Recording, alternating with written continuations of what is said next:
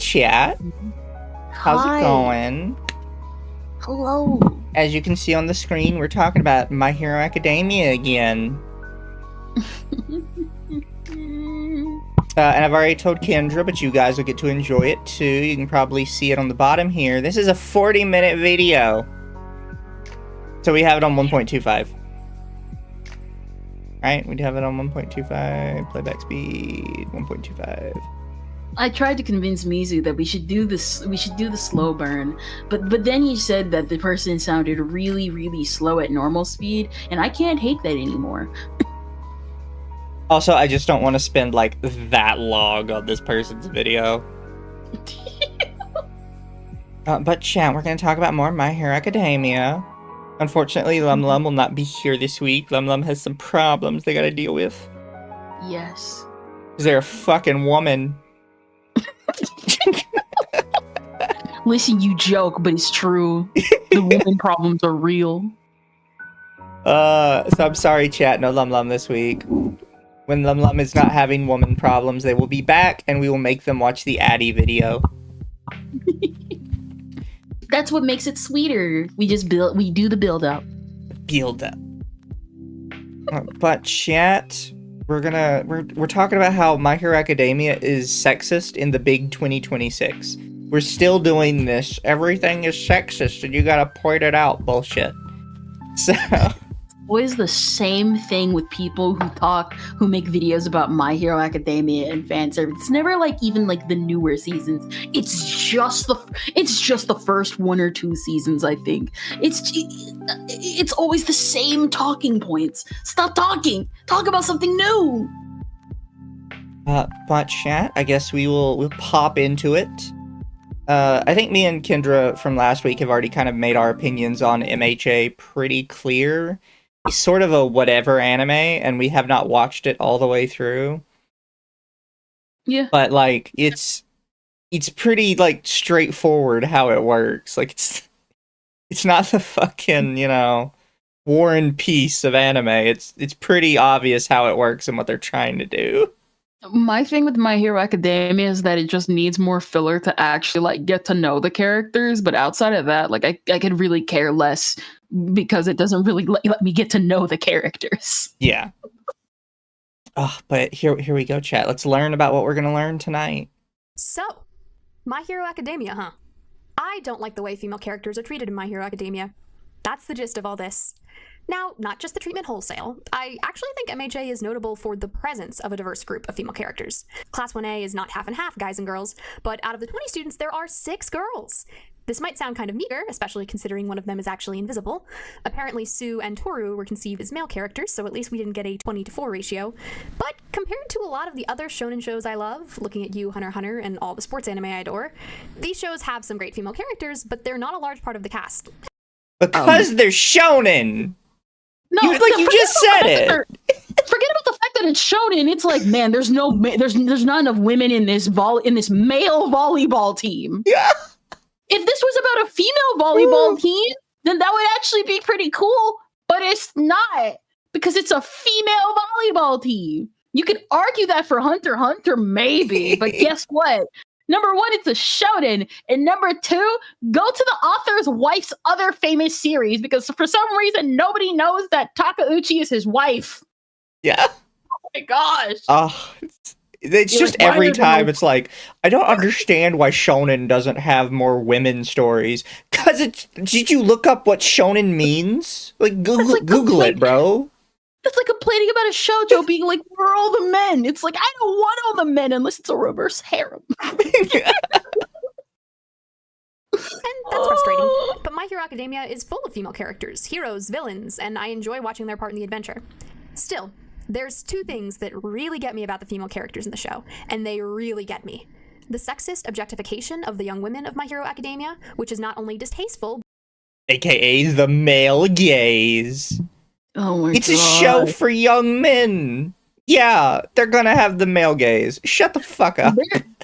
There's a show right now called Tamon B-Side. It is about a group of it's about a boy band where they reveal their real personalities, and all of them are either delusional, depressed or terrible people.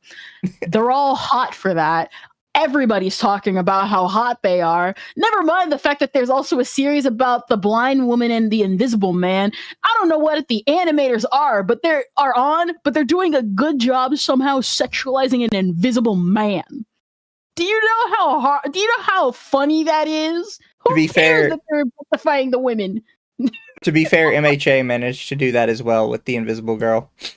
Well, yeah, but this guy is sexualized with pants on it and off and on a constant basis, and they reference it in universe. Fair. And he hooked up with a furry girl apparently at one point. Based. Oh, I know what you're talking about now. I saw so many pictures of that. Yeah, Base decision, honestly.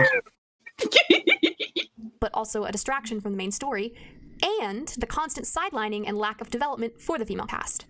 Before I go any further, I want to say I love My Hero Academia.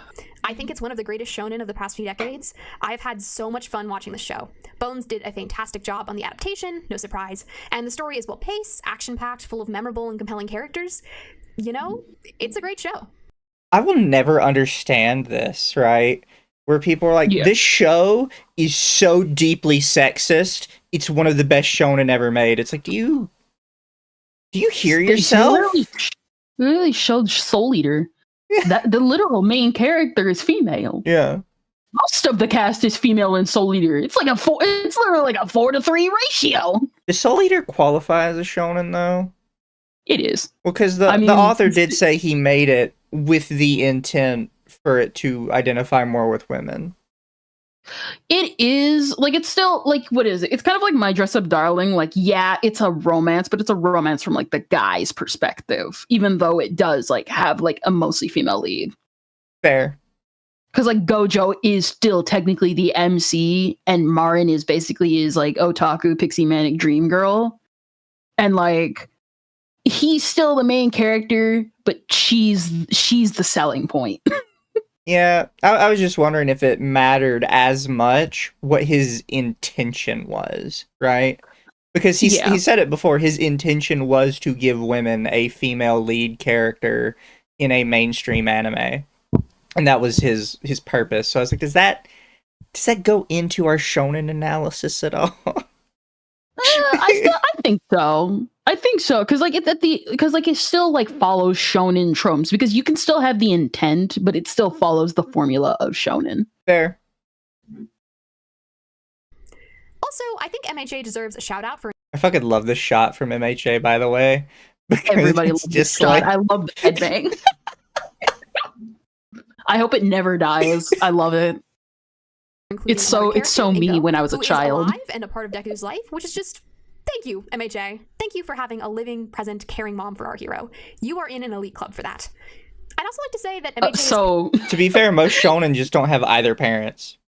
The reason why is because most shonen authors come to the same conclusion. No mother would have their child go off in dangerous adventures. Yeah. But the thing is, with My Hero Academia, it's like, you have a living, present mom. Now, in exchange, you have an absent father. Yeah. At Reigning Terror for 5, besides Toru being undressed because of her power, and Toga being undressed in Uraka vs. Ochaku, and Asi getting touched, there isn't much fan service.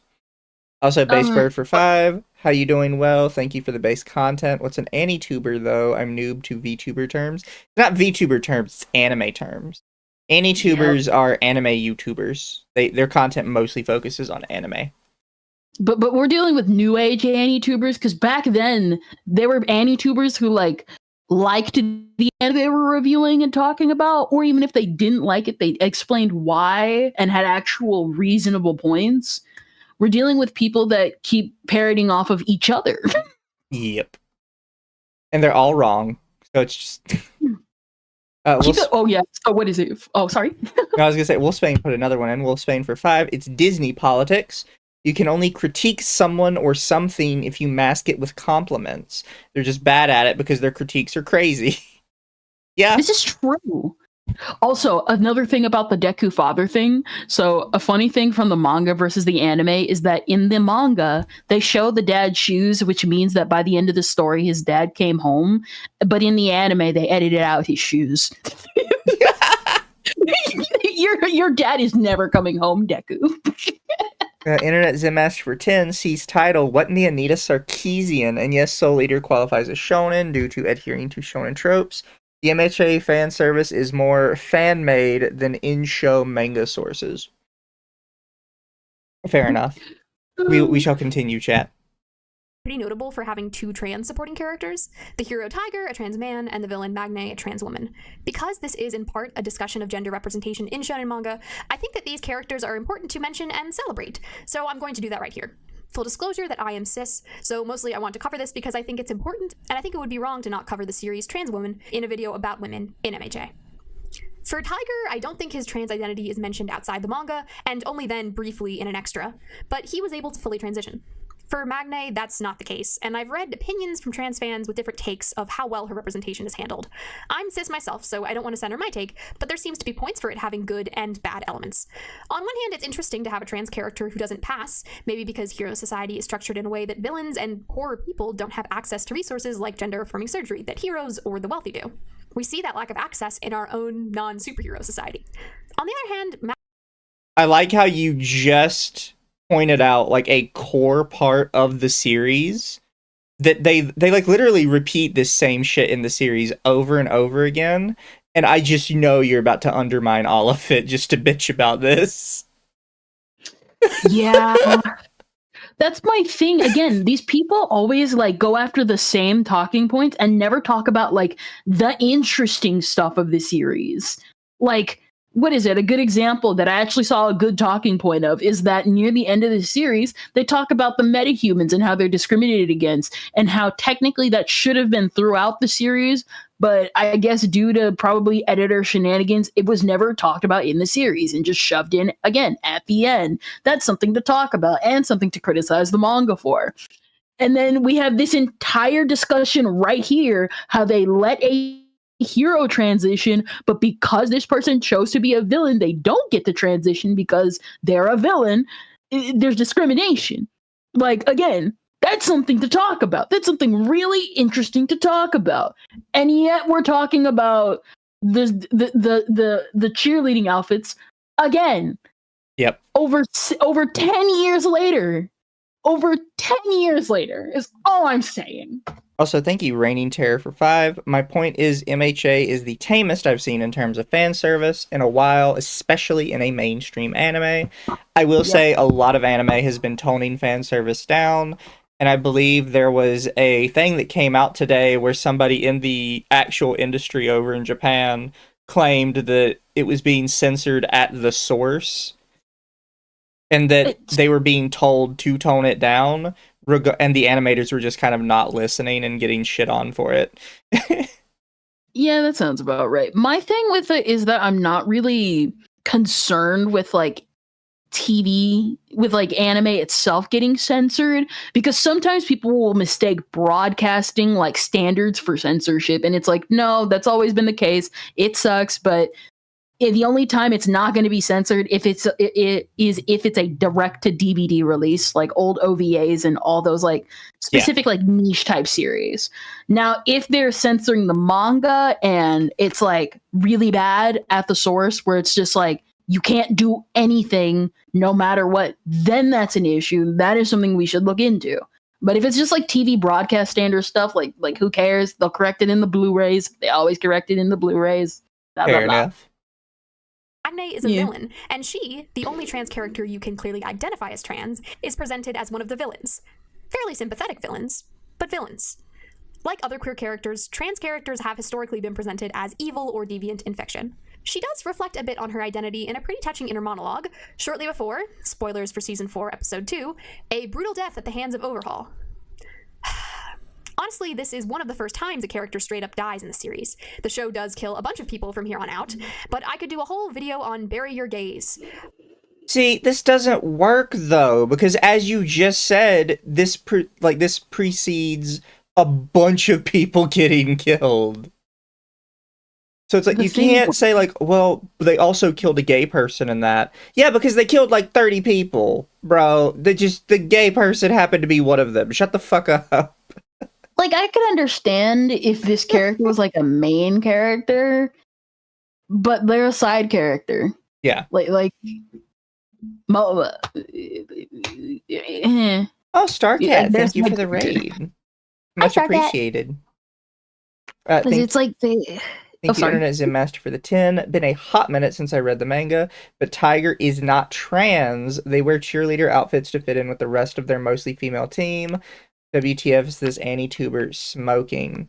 I've actually heard a lot of people say that Tiger is not trans. However, I have not looked into it enough outside of the anime to really give a shit.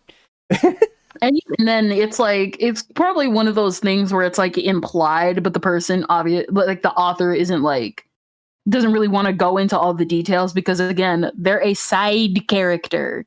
Like no one, like people. That's the thing with these people. It's always, well, this person is underdeveloped. This person doesn't have enough character development, and it's always consistently side characters. Would I want my side characters developed as equal as the main characters? Yeah, but at that point, that's just a main character. Exactly. And Nasco for 1. Hi, Mizu Kendra. What are metahumans in MHA? So metahumans are like Suyu, and there's that one guy with the multiple mouths and stuff. Basically, the ones that are like mixed with like, say, an animal or like inanimate objects and stuff like that. I like the shark girl. Yeah. Or dolphin, like, or whatever the fuck she is. The mushroom girl too. Yeah.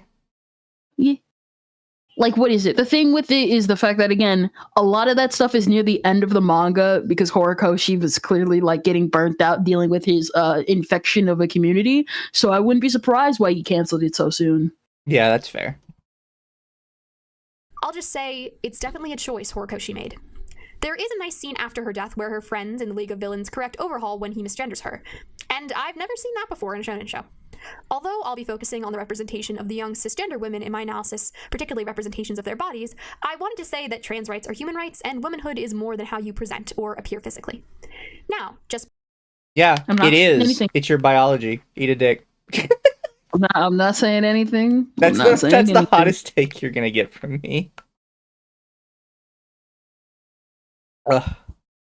My thing is, I don't mind people saying stuff. I don't mind people saying that term. My thing is that say it where it really counts. Say it like at a real place and not in a YouTube video isolated to anime fans. Like, do something with that. Thank you for the follow, Mesamito Snox. Appreciated. Kendra doesn't want to get in trouble. Listen, Kendra's gonna get in trouble by being here. Listen, I don't mind the whole movement of trans rights or human rights. My problem is that every time people say it, they'll say it in like the worst areas. Like, yeah, trans rights are human rights. You're gonna say it on Twitter, and then you're not gonna go do that act publicly and defend a real person because you would rather want internet brownie points than actually doing something about it. Fair. More female characters who are treated better than many shonen and has some trans representation, that does not mean it's immune to criticism. And I have criticisms. Let's get into it. Like I mentioned, I have 2 problems with MHA's female cast. The first is the male gaze. The second is the lack of development for the female characters in the story. We'll begin with the first one, the male gaze. If you haven't heard the term male gaze before, you've definitely seen it. If you've seen MHA, you've seen it before. It's retarded as a concept. And it's something that a lot of people need to just drop, like, completely. Because it basically says if a man enjoys how a woman looks, it immediately means that something is wrong. My thing is they always say, like, man, the male gaze. And it'd be one thing, because, like, every time it's a male, they're like the male gaze, it's always towards male-centric media. It's like, okay, I could understand if this was, like, in a shoujo, and for some reason they were still being male gazy there. Just like if they were doing like a shonen and they did like the female gaze there, like no guy's gonna understand that. No guy's gonna really understand that. They're gonna be like, it's kind of weird you're focusing on his butt, but okay. Same thing if you did it like again with this complaint. But it's never like your actual demographic. It's always the opposite demographic. I also Get like this. that she made a definition for male gaze that she just literally pulled out of her ass. You already know they always do. Thank you, Will Spain, for 2. Even the R-rated hero was pretty tame. Bro. Oh, chat, the female gaze doesn't exist, according to them. It's not a thing. The female gaze is Rumiko Takahashi, which people still mistake her series, the series that literally piloted the male gaze as the male gaze. That's the funny thing. Literally, she is the reason why anime is what it is. But because nobody does their research in this community, they all think it's the male gaze. Yeah. Male gaze is an idea in feminist theory that women in art are portrayed as sexual objects for the pleasure of a presumptive heterosexual male audience. There's a lot written about this idea, and if you're like, I'd be curious to read or watch more about that, I'm going to link some stuff in the description. No. Don't. No. Don't. You should stop reading that stuff. It is literally poisoning your brain. Again, these people will parrot everybody else's idea instead of coming up with a single original thought. Yeah, pretty That's much. my thing. If you had an original thought, maybe I'd listen to you. But it's always the same books. Go read a book that you're not going to read. I'm just going to parrot it out for you. Blah, blah, blah, blah, blah. And then repeat, rinse, and repeat for 50 other My Hero Academia videos on the same seasons. Reigning Terror for 5. I bet she sips Deku and Bakugo while complaining about the girls. Yes. You already know. I remember seeing someone who literally complained about the cheerleading scene and then talked about Todoroki's butt. Yeah. the same account. But for analyzing MHA, it's that the women in the show exist as sexual objects first and characters of their own second. On a basic level, if the goal of presenting a female character a certain way is simply to make a presumed straight male viewer go, "That's hot," then female characters are treated as sexual objects first and characters second, if they're treated as characters at all. Think of panty shots, boob shots, tentacles, groping, all of that. This is what I'm talking about. In anime fandom, we tend to call this stuff fan service. Fan service is a more neutral term than male gaze, mostly because while fan service is implied to be for presumably straight male viewers, it can be for presumably straight women too. No. Fan service is in the name. And I hate when people don't seem to understand this. It's like, fan service is male gaze, but it's more neutral because it could apply to women too. No, fan service is anything that is done for the fans. Here's a wild thing that a lot of you have seemed to have forgotten over the years. Fan service doesn't even have to be sexual related. For the longest time, one of the most common forms of fan service was bringing back a previous series character to the new series. For a cameo. Mizu, you see, that's been replaced with the term hype moments. Fan service is only about titties. Yeah.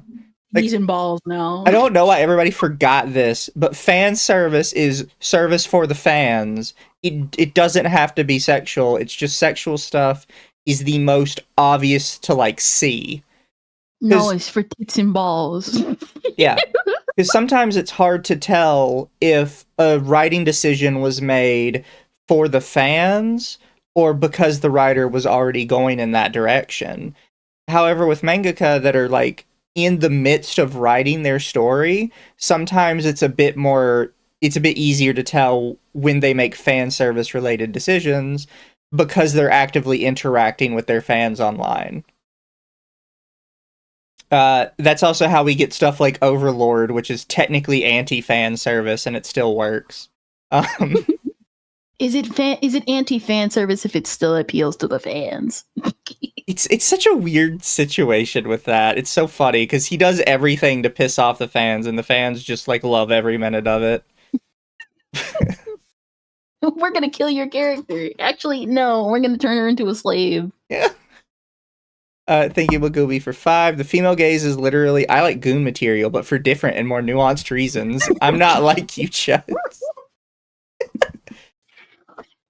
Have you seen Todoroki's butt? No, I even think Todoroki ain't even that good looking, bro. Come on. This is my opinion. He's good character design. Not that hot, though. Out to be less wordy, FYI, since this is the default for the male gaze. Some might look at Free Iwatobi Swim Club and say, fan service exists for girls too. And yes, this is true. But Free is almost satire in a way. It's shameless about it. Free is not satire! They literally animated a full shot. You put an entire image sequence of him coming out of the tub and stripping his pants off. It's funny. That's a comedic moment. That's not. It's like, what is it? I don't know what's going on right now. There's been like this weird wave of people coming out being like, Ouran High School Host Club is satirizing these genres, and it's like, no, the author really likes these tropes. She also just knows how to make them funny. Guess what? It can be satire and funny and real at the same time.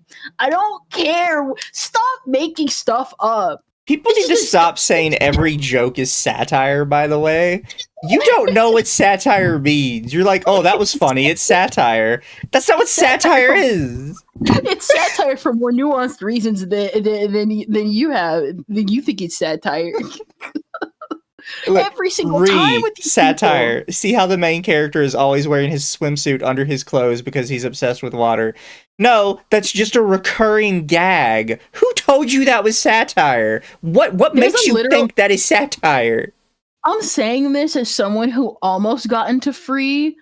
And like there is sequences just dedicated full on to looking at these guys' abs. Keep in mind, this was animated by Kyoto Animations. Kyoto Animations does very little fan service with that studio. And when they do it, they go hard on it. Free is one of those series. They are shameless when they are really, really shameless. Yeah, chat's got it right. It says, what is it satirizing? Like, because like this is not. It's not like there's a ton of swimming anime out there. This anime is like 100%. Like, what is it? They're trying to compare Free being a satire to something like Keijo being satire. Yeah. Keijo is satire. Free is not satire. You know what's the funniest part of Keijo too? Keijo passes the feminist Bechdel test on every single episode.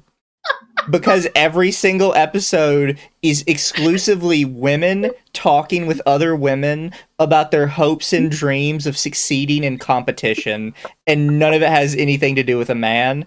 Every episode passes the feminist Bechdel test, start to finish, the entire anime. I love it. I love it so much. You see this right here? This is why we come together. You know what? Maybe the Bechdel test wasn't a mistake after all. Keijo is the superior feminist anime. Keijo is the superior Free. Oh my gosh. Again, what is it there's no satire in Free. Like there's more theories that Haru is autistic than anything related to satire. There is so many fake out BL moments in this series. There's so much fake out BL. The most content driven thing about Free is Free 50% the abridged series. Also, that's as satire as it's gonna get. And that literally has the yellow twink being voiced like a black man. Megumi for 5, Free satirizing using fan service. So does MHA. How does she not see that? Also, chat says, I'm sad Keijo got canceled. Surprisingly, there was another anime that released the exact same season as Keijo, and it got a sequel. Are you talking about the one with the girl with the girl with the green hair? No, I'm talking about Nembaka. Oh. Nembaka is the 4 guys in prison. Oh, Nanbaka! Oh, I love Nanbaka. Yeah, it got a season 2. It released the same season as Keijo. Yeah. All the Nanbaka fans are like me are still waiting for season 3. Yeah. To be fair, I like the tournament arc. It was my favorite. Oh. I particularly like the giant top spinning battle. That was so funny. Remember, everybody, again, these people wonder, like, why are there no female fan service that are aimed for us? And it's like, because none of you watch it. Nanbaka's right there. Heck, I'm pretty sure, if I remember correctly, the mangaka, despite presenting as, like, female, goes by he, him pronouns. Again, these people, what is it? It's like the whole thing with One Piece, where it's like Yamato is or isn't trans, and we have a literal trans character in that exact same arc who looks beautiful. I commented on that the other day because people are like, you don't understand, like, fucking Oda just doesn't understand, like, he's really subtle and nuanced with his trans characters. I'm like, the only trans character in that arc basically looks directly at the camera and says, I am transgender. And then you like look me right in the face and you're like, he makes it really subtle and difficult to tell when somebody is trans. No, he doesn't. I am convinced his actual trans character in that arc is solely there to tell people, yes, Yamato is 1,000% not trans. If I did a trans character, this is how I would do them. Not only that, but literally Odin released a time skip of if Yamato keeps believing that she's Odin, she's going to die because she literally wants to go out like Odin, which means she's a delusional and doesn't have a mind of her own. That's the problem. Like, again, if you like Yamato, that's fine. If you have a headcanon about Yamato being trans, that's fine. The problem is that we have a literal trans character right here. Heck, we have the MVP Bon Clay, who's technically a drag queen.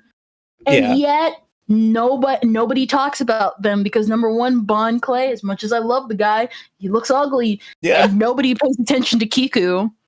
I remember Kiku's name more than I remember Yamato. True. I don't even watch One Piece anymore. Toa for 5. My friend always had problems at his booth selling dojin with people making the same stupid joke on the series free, so they labeled it gay swimming. Oh yeah, back then people always called it like the gay. Here's the thing. Free was basically Yuri on Ice before Yuri on Ice with how many gay jokes people would make. True. I want you to keep in mind, again, Bon Clay is best character. He's actually the one that made me open my mind a bit. And then Internet Zenmaster for 20. Thank you so much. I really hate this female characters are treated as objects because they show skin concept. By that logic, Revy from Black Lagoon is objectified because she wears short shorts and she'd pew your head off if you said that. No, I'm pretty sure if they saw Revy, they'd say that she's just male gaze eye candy and nothing else. They would. Here's the thing. You have a ton of people that be like, where are the adults in anime? We had that. They were in the early 2000s, late 2010s, into the late 2010s. Nobody watched them. That's why we still have series with high schoolers, because nobody watches the series with adult characters, and the characters that were from successful series with adult characters didn't get enough sales to get them continued. Yeah. I want more Black Lagoon. I would really love more German Gan. Nobody watched them, though. Pretty much. And there is one free. There are a million shonen with massive amounts of fan service aimed at men. Because, you know, the patriarchy. Male-oriented fan service... Oh my gosh! Yeah, there's a billion shonen with fan service directed at men because they're shonen. Why don't you guys watch a different genre? I don't understand it. Like, I could sit here and be like, God, I don't understand why there's all this fucking romance in this rom-com. It needs more comedy. Like, you can criticize, like, shoujo for the fact that there's not enough, like, action like shonen. But at that point, just go watch D. Gray Man. Yeah. That's made by a woman.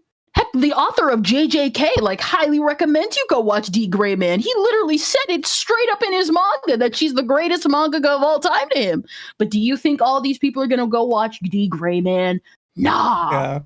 It just kills me. They're always like, I don't understand. Shonen doesn't appeal more to women. Because it's not for women. My thing, not only that, like, again, we have female mangaka in shonen that don't do fan service. But because it's not the flavor of the week, popular, my friends know about it, you don't watch it.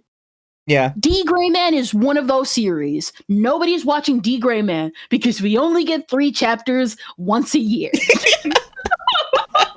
If even 2. Different. Some see a male character with his shirt off and think, ah yes, there is no problem with fan service in anime. See this man. He's hot. Women will like that. And I'm sure many will. But a male character's chest is never going to be the defining trait of his character. It's never going to be something that other... JoJo's Bizarre Adventures exist. This comes from, like, a situation where we have to be like, what is actually defining a character? Because if we're just talking about, like, the first thing you think of when somebody mentions a character, and I said Armstrong from Full Metal Alchemist, everybody is going to immediately say flexing contest.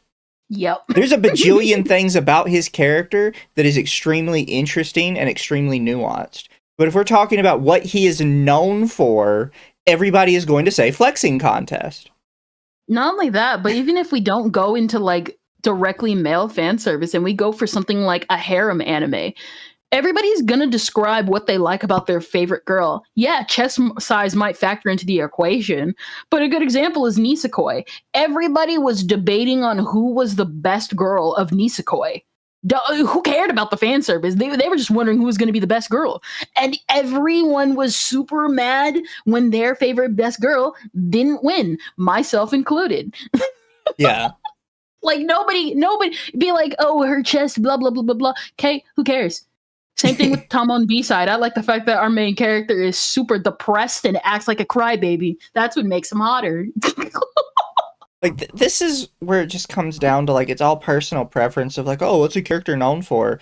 A lot of male characters are, like, very one note and not known for much of anything in shonen, aside from your main character and maybe two people that are his sidekicks for the series, right?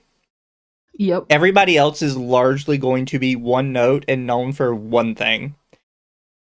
Also, Internet Zen for 5. De Grey Man, been a hot minute. I've heard that name, and like Kendra said, it has berserk-level slowness of releasing chapters.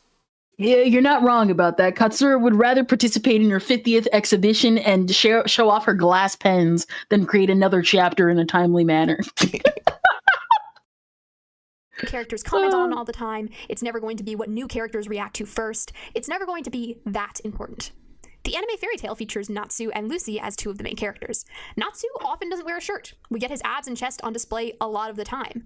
Lucy often wears bikinis and similarly revealing outfits. Guess whose cleavage is constantly focused on by the literal framing of the show and the story itself? It's not Natsu.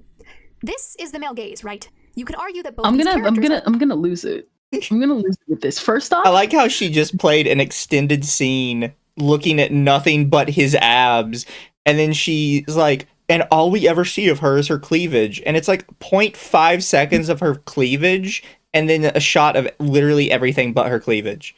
Notice how they never... Here's the thing. Like, you can comment about how Fairy Tail is shameless with female fan service.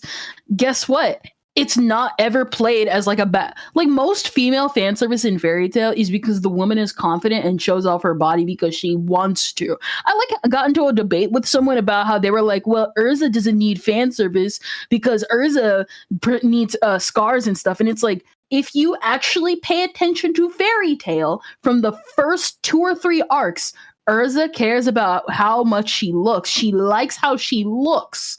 And even then, there is like a ton of male fan service in Fairy Tail. Is it to the extent of the female characters? Probably not. Actually, it's not. Because Mishiro, because it's a shonen.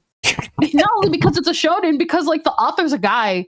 He literally says he just likes drawing hot women, just like Rumiko Takahashi says she likes drawing hot women. Yeah. Like, okay, so the fan service isn't equal. He's still giving it. There's a literal character who's dedicated to stripping.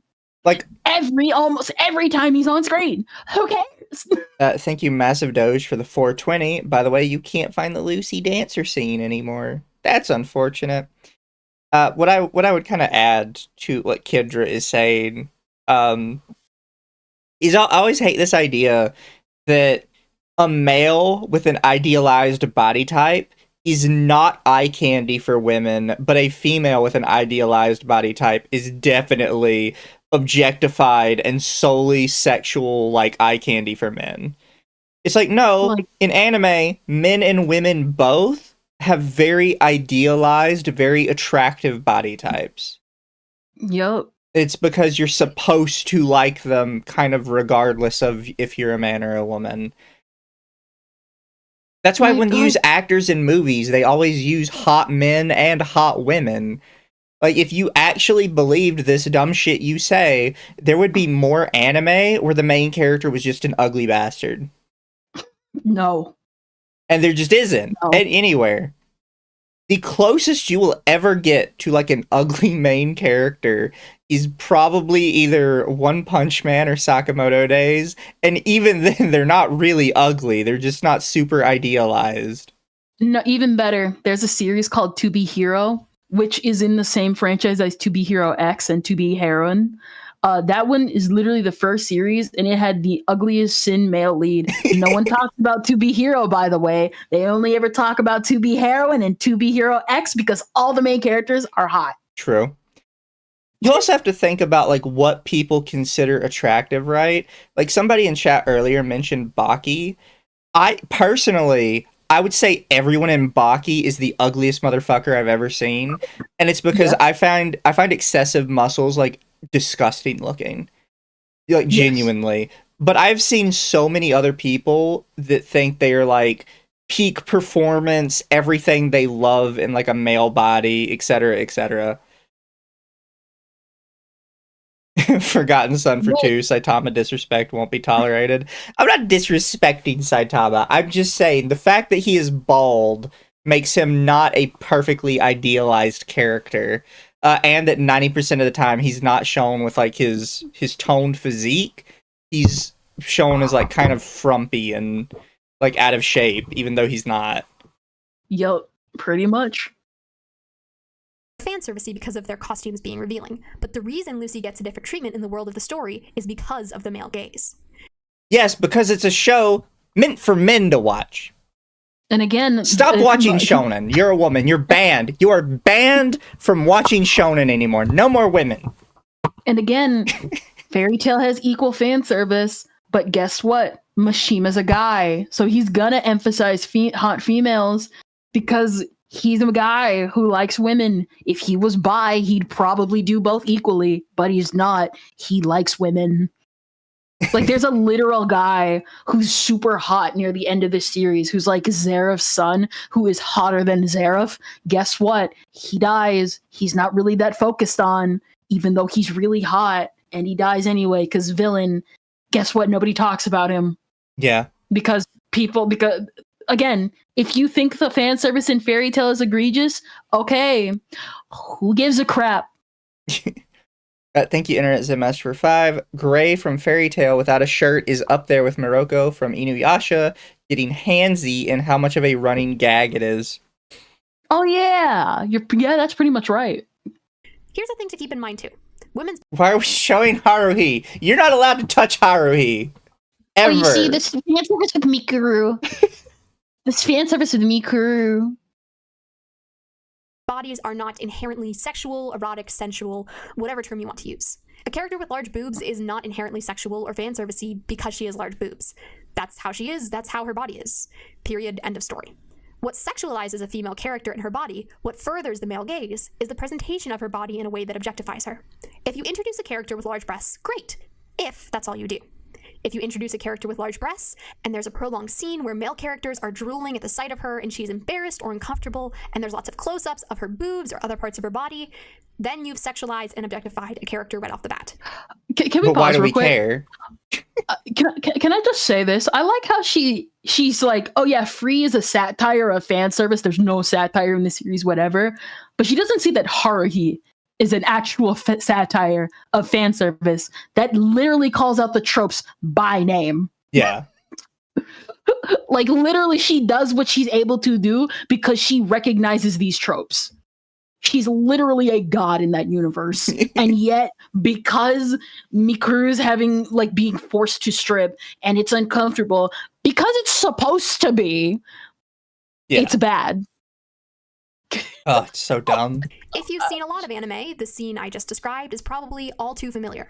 If a series shows us a part of a woman's body before we see her face or she gets to speak, a point I made in a video on here years ago, the manager Kyoko in Haikyuu is given a butt and a boob shot before we even see her face.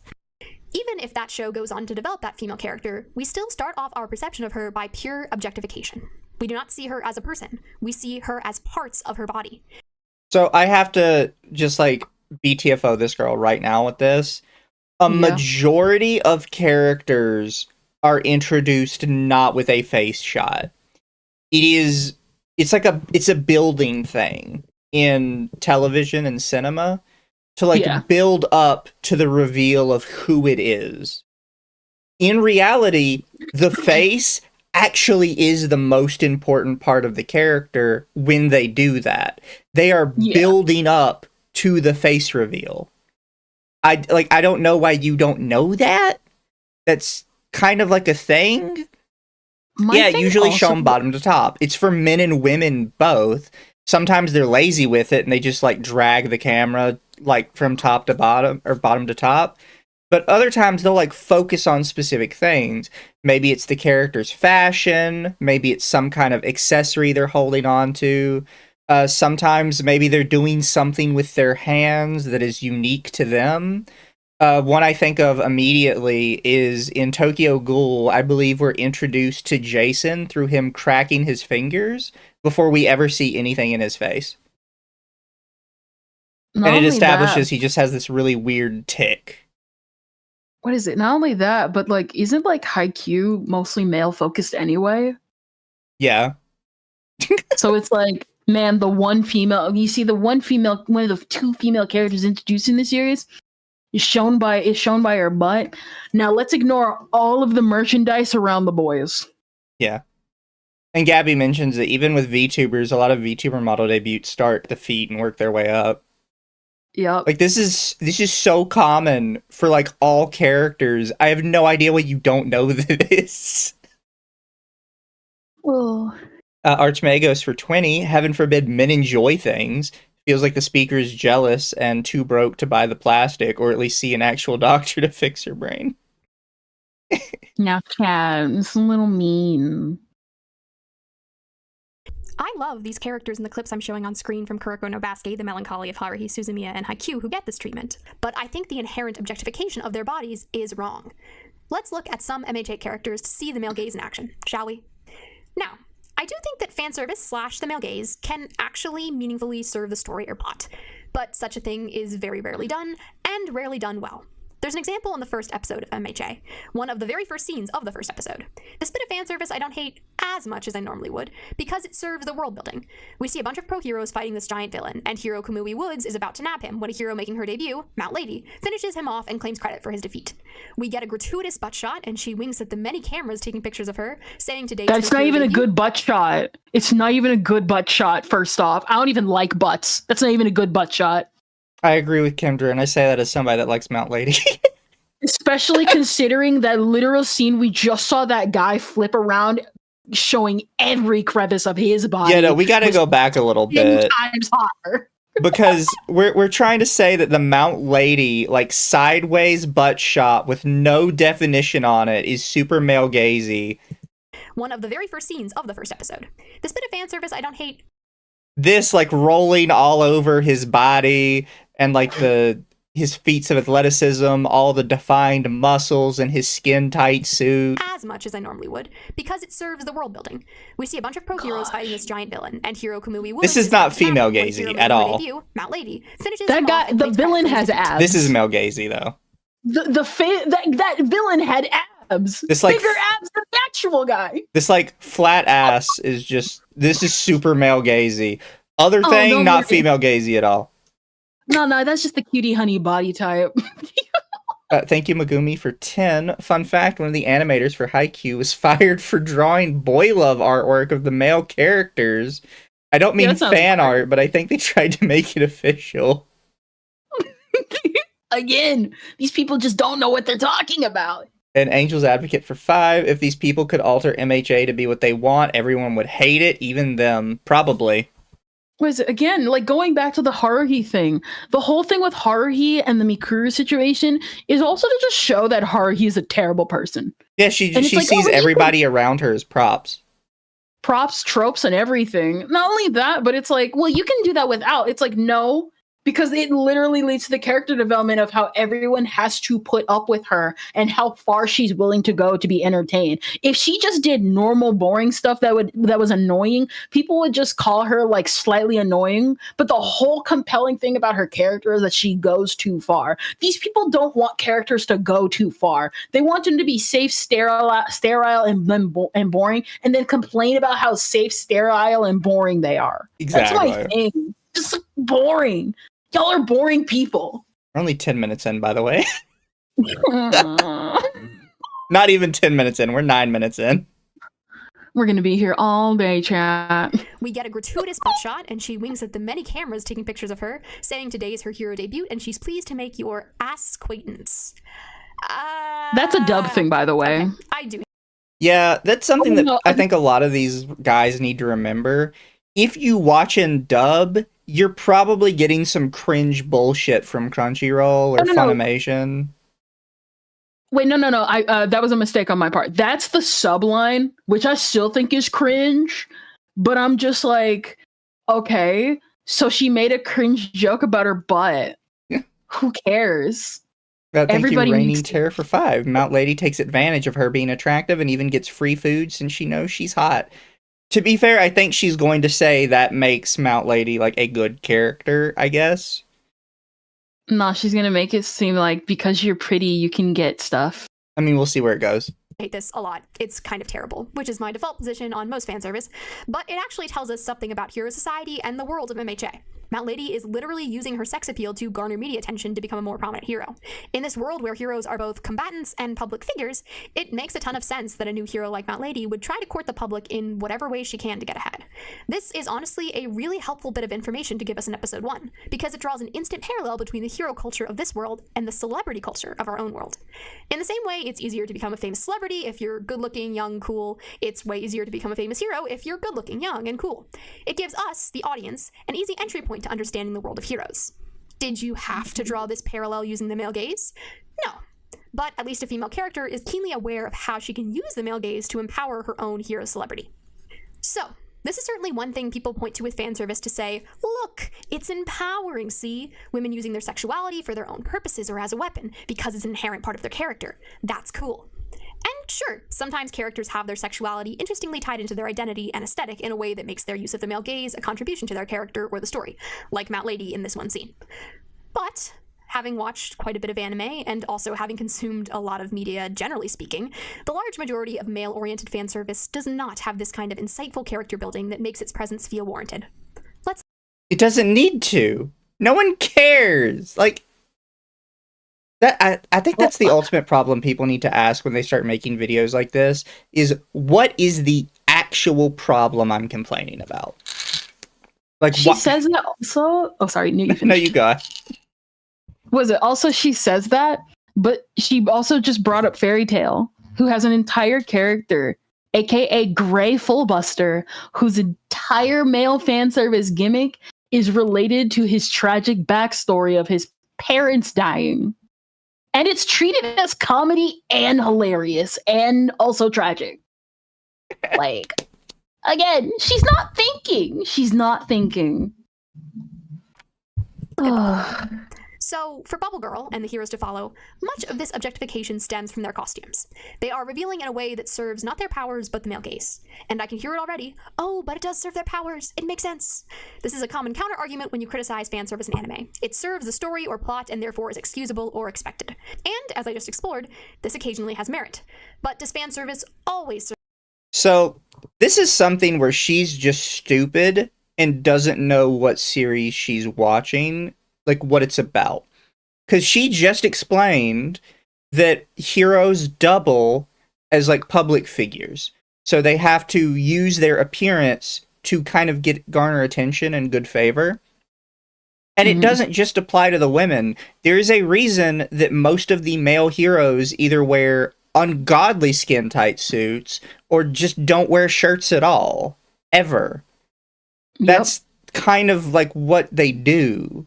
It's men and women both in this universe wear very, like, sexually appealing clothes because of what you just stated about Mount Lady that we learned 5 seconds ago. Not only that, I saw that little cheeky note she put where she was like searching for the plot in boobs. If she was a longtime anime fan, like she said, she would know the meme of plot and plot. Yeah. Oh, don't worry. I think she does, because there's a section towards the end called something like "All the Girls Are Plotty" or something. No, she doesn't understand the joke. The story. No. Hard no. For Bubble Girl, the practicality of this costume is non-existent. Her powers do not require underboob. She can make bubbles with specific smells. That's her power. Horikoshi did not act with specific smells. I'm gonna what specific smells? What? What specific smells? I am gonna tell you, lady, because this is something you probably don't think about. But places where skin-to-skin contact happens a lot, typically is like a big area where like sweat and smells start to develop. And if you have larger boobies, which I'm assuming you do not, or I would not have to explain this to a woman, you get a little sweaty under there. I can confirm. I don't know why I have to explain this to someone who is presumably a woman and presumably has boobs. Listen, it's usually the flat chested people who do talk about, oh, where's her organs? Her boobs cause back pain. Blah blah blah. Something. Boobies, bobbies, whatever. And it's like, brother, shut up.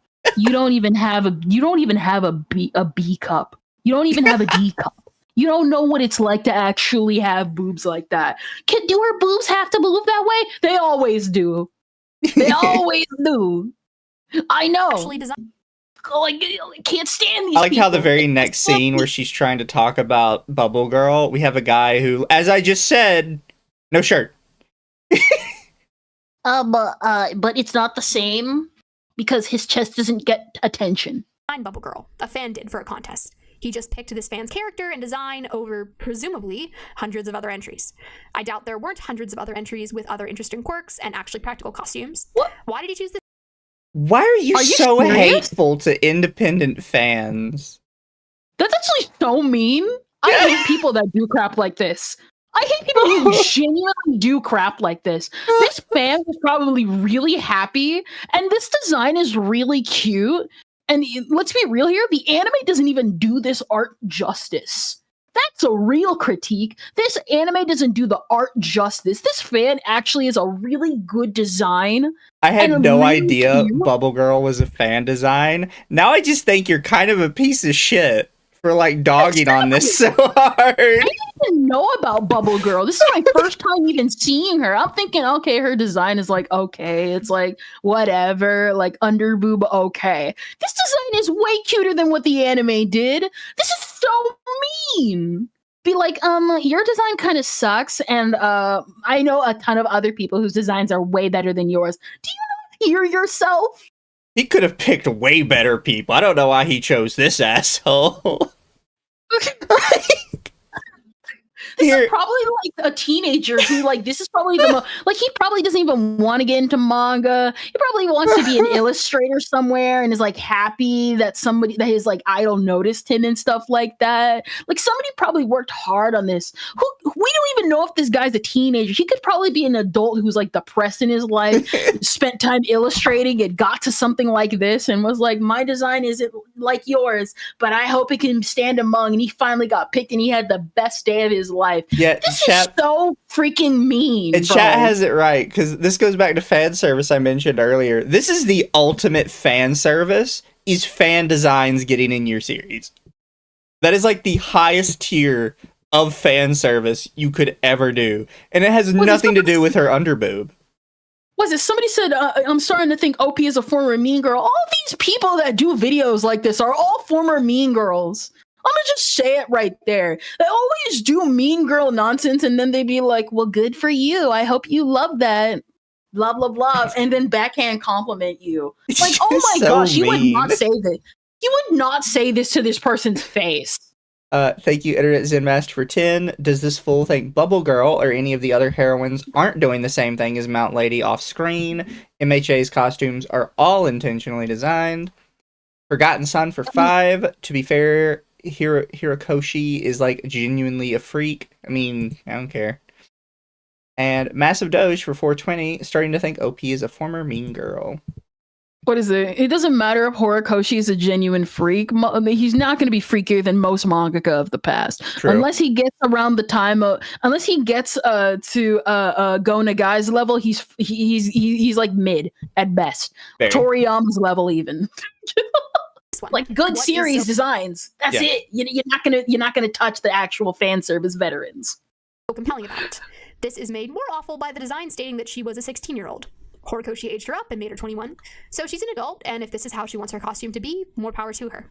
But the fact she was intended to be 16 and that the weird underboob thing is unrelated to her powers rubbed me the wrong way immediately. It got worse when she was chained up and tickled, quote unquote, by her mentor Night Eye. Hey, what the hell does this serve other than some very particular fantasy for a straight male viewer? For Bubble Girl, there's none of that cool character building tied up in her sexualization. No theme, no relevance to her powers, no clear attempt to use her sex appeal to succeed in the hero industry. She has this costume because it looks cool and sexy, I guess, and it makes the scene extra titillating for a male viewer. The reason why they're in the tickle machine, I'm literally seeing this sequence right now. I can't take any of it seriously. Yeah. Also notice that it doesn't focus on her underboob either. It focuses on her face, which is what I thought you wanted us to do. But now it's a problem. The thing is, it focused more on her armpits, if anything. True. What's the point? What is the point? This isn't to say not everything needs a point. Like, Jesus Christ, sometimes stuff exists in a show or a game or an anime for fun. Have you heard of it?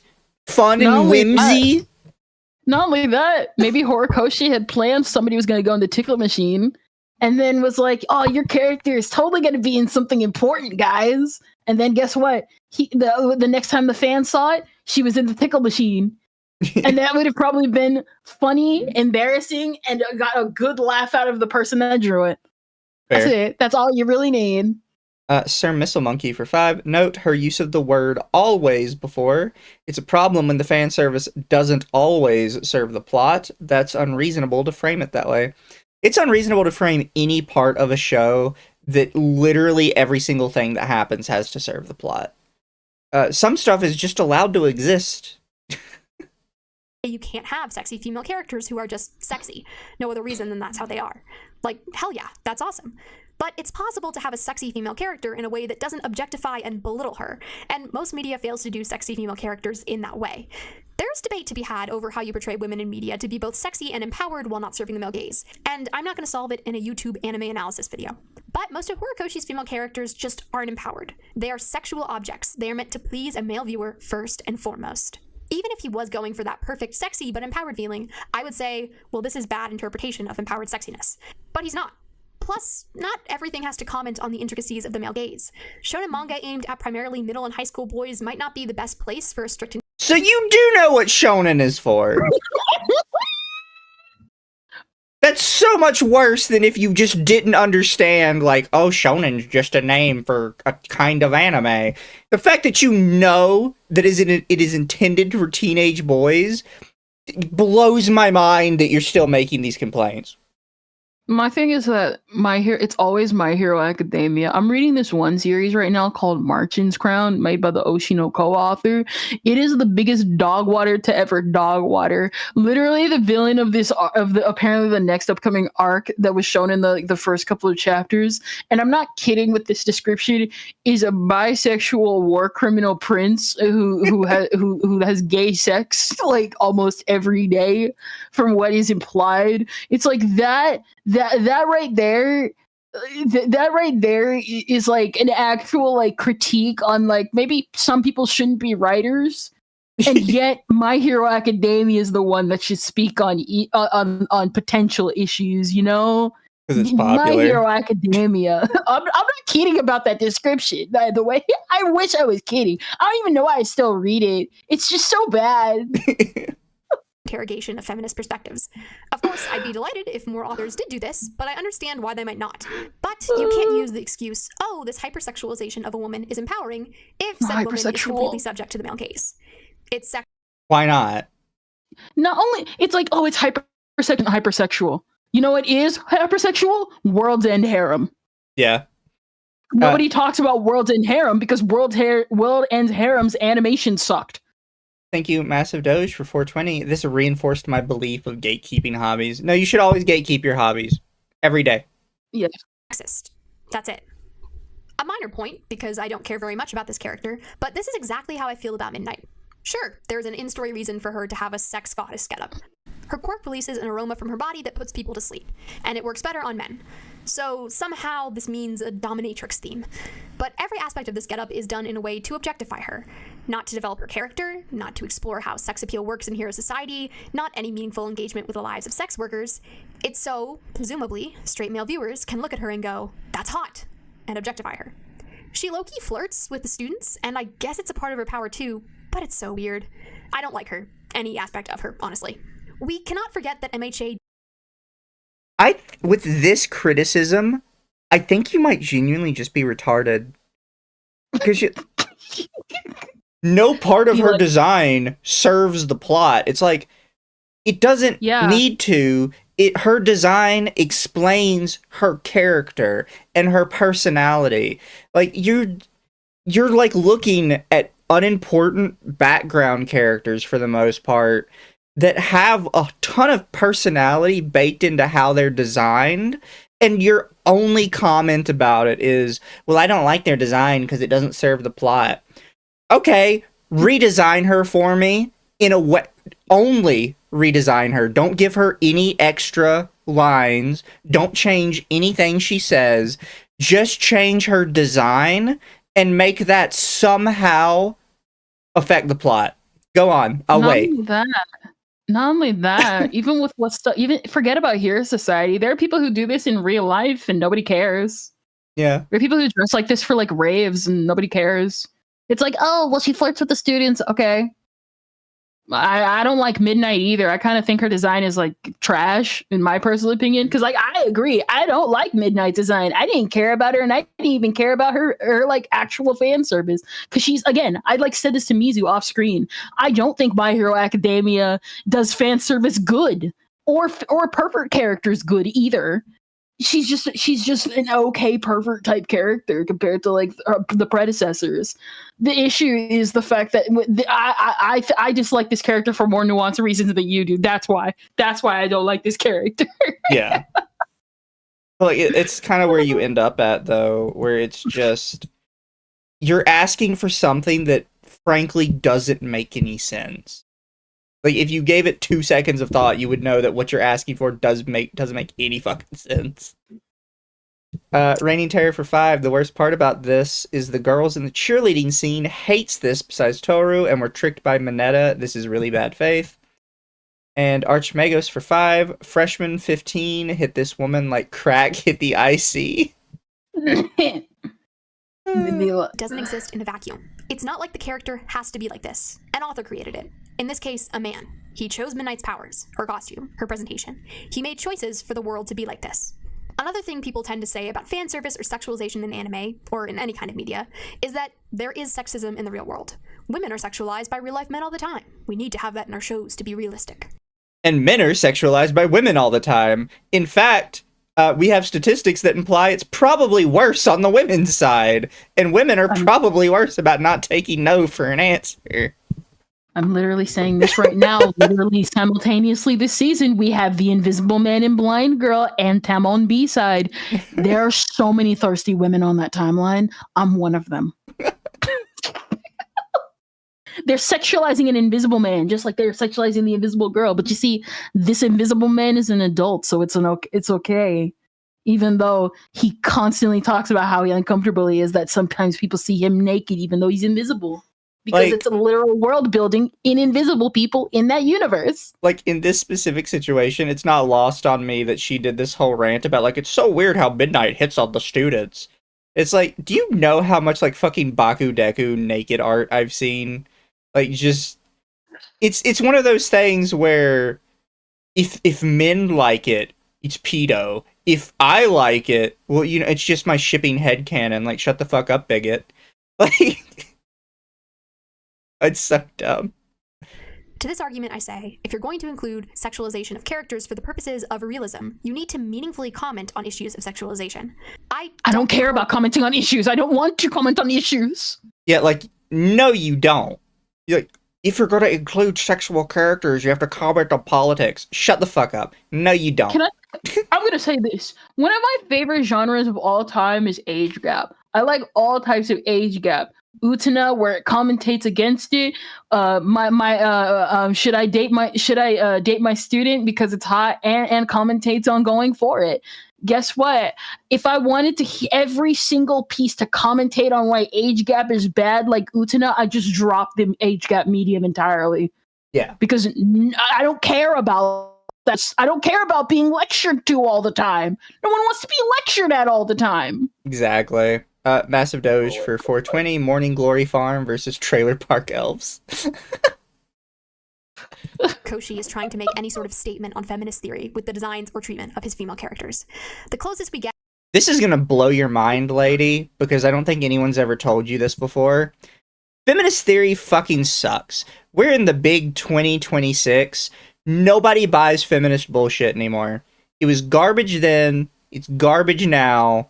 Come up with like a better argument other than, but feminism. Nobody cares. We're done with that. We left that back in the Anita Sarkeesian days. That was done before COVID started. Listen, hey, Dallahan, I see you over there. My age gaps are capped at 16 and above. I can't do anything below that. Showed you Ramune. You see this right here? You see this right here? I don't know how we became friends. Internet Zenmaster for 10. I swear, if your Koshi included something like the giant lady monster in MHA with her spooky, creepy aura intact, this person would spend 10 minutes whining because the chest is too big. And Dustblight for 5. Look at Leon. So many VTubers playing the game see him as meat. Resident Evil 9 hit the Fujo neighborhoods like crack. Oh yeah, no, I keep seeing buff Leon in my timeline. I don't even play Resident Evil. Yeah, it's really funny watching people who have like a billion posts of Leon half naked see like one post of Grace in like lewd art, immediately going, oh my god, you can't have anything with men. Jesus Christ, they just sexualize women all the time. Isn't there like a mod with you can put Leon in a thong? Bunny suit. It's a bunny suit. I mean, there's probably one with a thong. The popular one is always the bunny suit for some reason. No, I just think bunny suits don't look good on men. I don't think it accentuates the right features. No, that makes sense. Like bunny suits are good, but like there's a reason why it's better on women than men because like you gotta do male bunny suits. Yeah, you need like a new design for it. There's like one doujin I saw out there that actually did it right by having like a male designed bunny suit, and it wasn't just a ripoff of just the female one. That's how you do it. Yeah. That is Mount Lady's sex appeal, and maybe the commercial with Snake, Momo, and Kendo, where female heroes are promoting a hairspray which makes them a lot of money, which isn't much of a statement anyway. Everything else does nothing. It's literally... There are shows that have commented on this, with varying degrees of success, but that is not what MHA is trying to do. Content warning for the times on screen for sexual assault and rape. I'll be honest, I don't remember when this happened in MHA, so this is something like maybe it just blurted out in my mind, but I guess we're gonna figure it out. We're probably gonna go into either an actual serious topic or we're gonna talk about the goofy pervert character, and the fact that we're having a content warning on either or is gonna make my head explode. This is an important but intense section of the video, so skip it if you need to. So, in the anime My Love Story, Takeo, our protagonist, stops a groper from assaulting love interest Rinko on a train. The story doesn't include the scene because they want male viewers to be titillated by it. They include it to showcase the horrible groping culture against women in Japan's public transit. Just so we're clear, that's not a thing. Like, people always... The horrible groping culture in Japan's public transit. We're pretty sure, through multiple studies and surveys, that is, like, massively overblown. At least compared... When you start comparing it to other countries, the numbers kind of end up, like, about the same, if not lower in Japan, specifically because they have female-only transit. Also, is you're comparing this to a shoujo. Yeah. Where the guy is, it's like, it's not meant to be titillating. Okay, it's supposed to show a giant, semi-attractive looking man rescuing a cute, innocent girl, and then she's gonna get with him because he's the hero. Yeah. Like, that's a different form of titillation. Oh, because Do you want to know? So there was a study that was done specifically on New York transit where they found that specifically when trains were crowded, like I forget exactly how they did this, but they basically put multiple cameras in a train car, and they would ask women coming out of the train if if anything happened while they were in the train, and almost like every woman said that she was pretty sure a man tried to grab her ass. So they would get like a picture of the woman, they would look through all of their footage, and they would find out that no one ever touched her. She just felt that way because the train was crowded. So, like, they were getting a near 100% hit rate on these women claiming that they were being groped on the public transit, but then they would review the tapes, not a single person ever touched them. And it really is just, if you're crowded in a train, you just start, like, getting paranoid and imagining scenarios of people touching you, because everyone is so close to you already. Yeah. Like, I don't doubt it happens probably more because, like, what is it? We've had, like, a few, like, what is it? We know, like, some HoloLive members did talk about it. So it's probably not, like, low, but it's not as high as they're making it out to be, basically. I would say it's probably not any better or worse than any other first world country. I'd say it's probably on par. Yeah. Internet Zen Master for 5, bunny suits work on twinks, but no other male body types. No, you can make it. You gotta make it custom. You gotta custom make the design to fit a more muscular body. If you don't make it custom, then it just looks weird. Yep. Project Libertad for 2, a white woman made this, huh? I mean, she sounds white. Was it obvious? I always think about that. There's that one joke where somebody starts screaming, well, what does a black voice sound like? And it's like, you're going to hate to hear this. Some people do speak their race. Not everybody, but some people do speak their race. I think I know what you're talking about. You're talking about the Hot Diggity Demon clip and how it was literally critiquing being like, oh, I didn't know you were black. It's like, tell me, what does a black voice sound like to you? Yeah. Like, to be fair, some people do speak their race. This is true. Listen, there's a reason why we have the difference between black people and niggas. There's a reason why.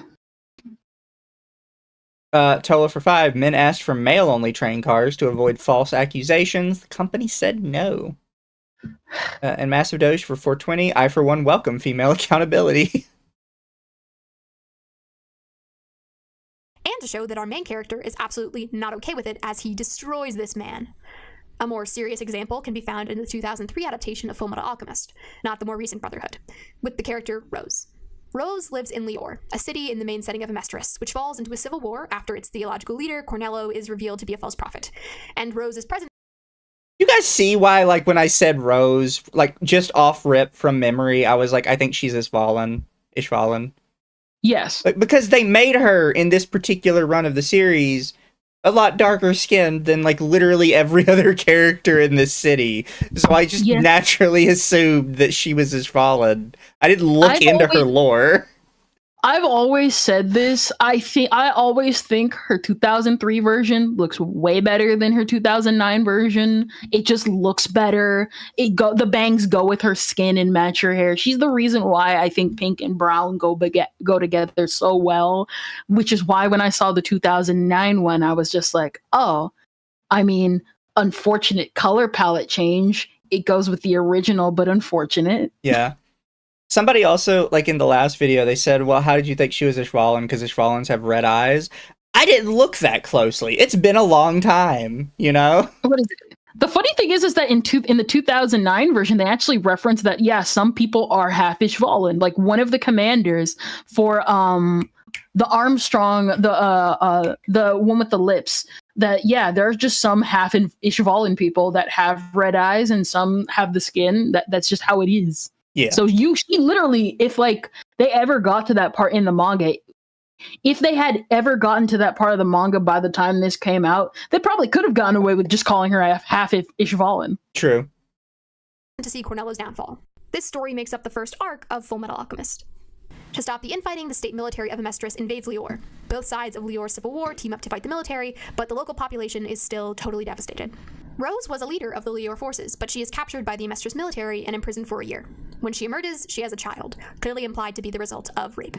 The allusion to this rape is included to comment on the costs of imperialism and the suffering militaries enact on enemy civilians, especially civilian women. Rose, when we meet her again after these events, is a shell of who she once was, suffering immense PTSD from the abuse she suffered at the hands of Amestrian soldiers. This is meant to shock and disturb you, that this kind of character from the start of the series is a victim of the atrocities of war. It's not just random unnamed character suffering, it's someone you know and were fond of. Another example, the anime Banana Fish actually— We're gonna talk about the fact that she just ignored everything regarding Dante. Yep. You know, the one who was manipulating her, and then when Rose went through what she went through in that series, was further manipulating a broken Rose. So we're just not going to comment on the fact that this woman is using another woman to get her position right. Exactly. Because for some reason, it's just male gaze. And again, I have a ton of issues with how they treated Rose in 2003. Oh, this lady's saying that Rose is good. This is a good example of how you use this. I have a ton of issues with Rose in 2003 because it's like, oh, it's not a character who's meant to suffer. And it's like, no, they do exactly that. They do exactly that. They make this character suffer. They try and make her try to hook up with Edward a little bit because of Lyra Dante's whole plan. I still hate that. And then the Conqueror of Shambhala movie, they tried to get her alternate dimension self to still fall for Edward.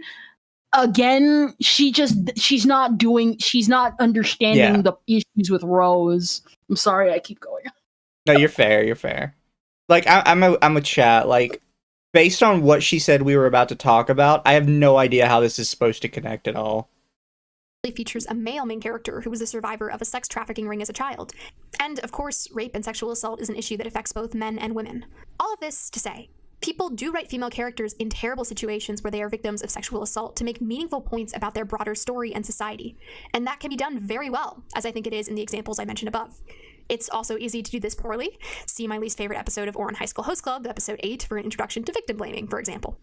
But Horikoshi isn't going for this. We're not doing Ouran. I know what she's talking about.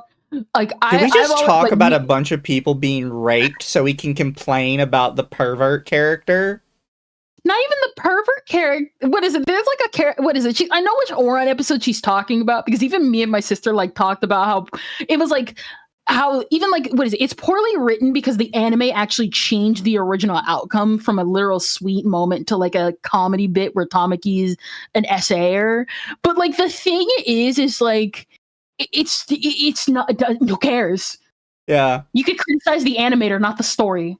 Go read the manga. No, but this is so many of you don't. This is wild. We just went through a bunch of people getting raped so we could talk about the pervert joke character. We see Mineta, if not checked and criticized by the fan base, would have been written to grow up into a sex offender. Not trying to comment on sexual assault or sexualization at large. That was a little heavy, but important to address. All right, moving on. On to Momo. Oh, sweet Momo. So it's always Momo with these people. It's because of the boob window. It's always Momo with. Guess what? If I had Momo's powers, I would do the same. Objects from her exposed skin by transforming the structure of her fat cells. She has to have studied the molecular structure of any object she creates, but she's dedicated enough to have a lot of knowledge about different objects. So she needs a costume that exposes a lot of her skin so she can produce large objects without large sections of her body being blocked off by clothing. Thus, this design was born. What?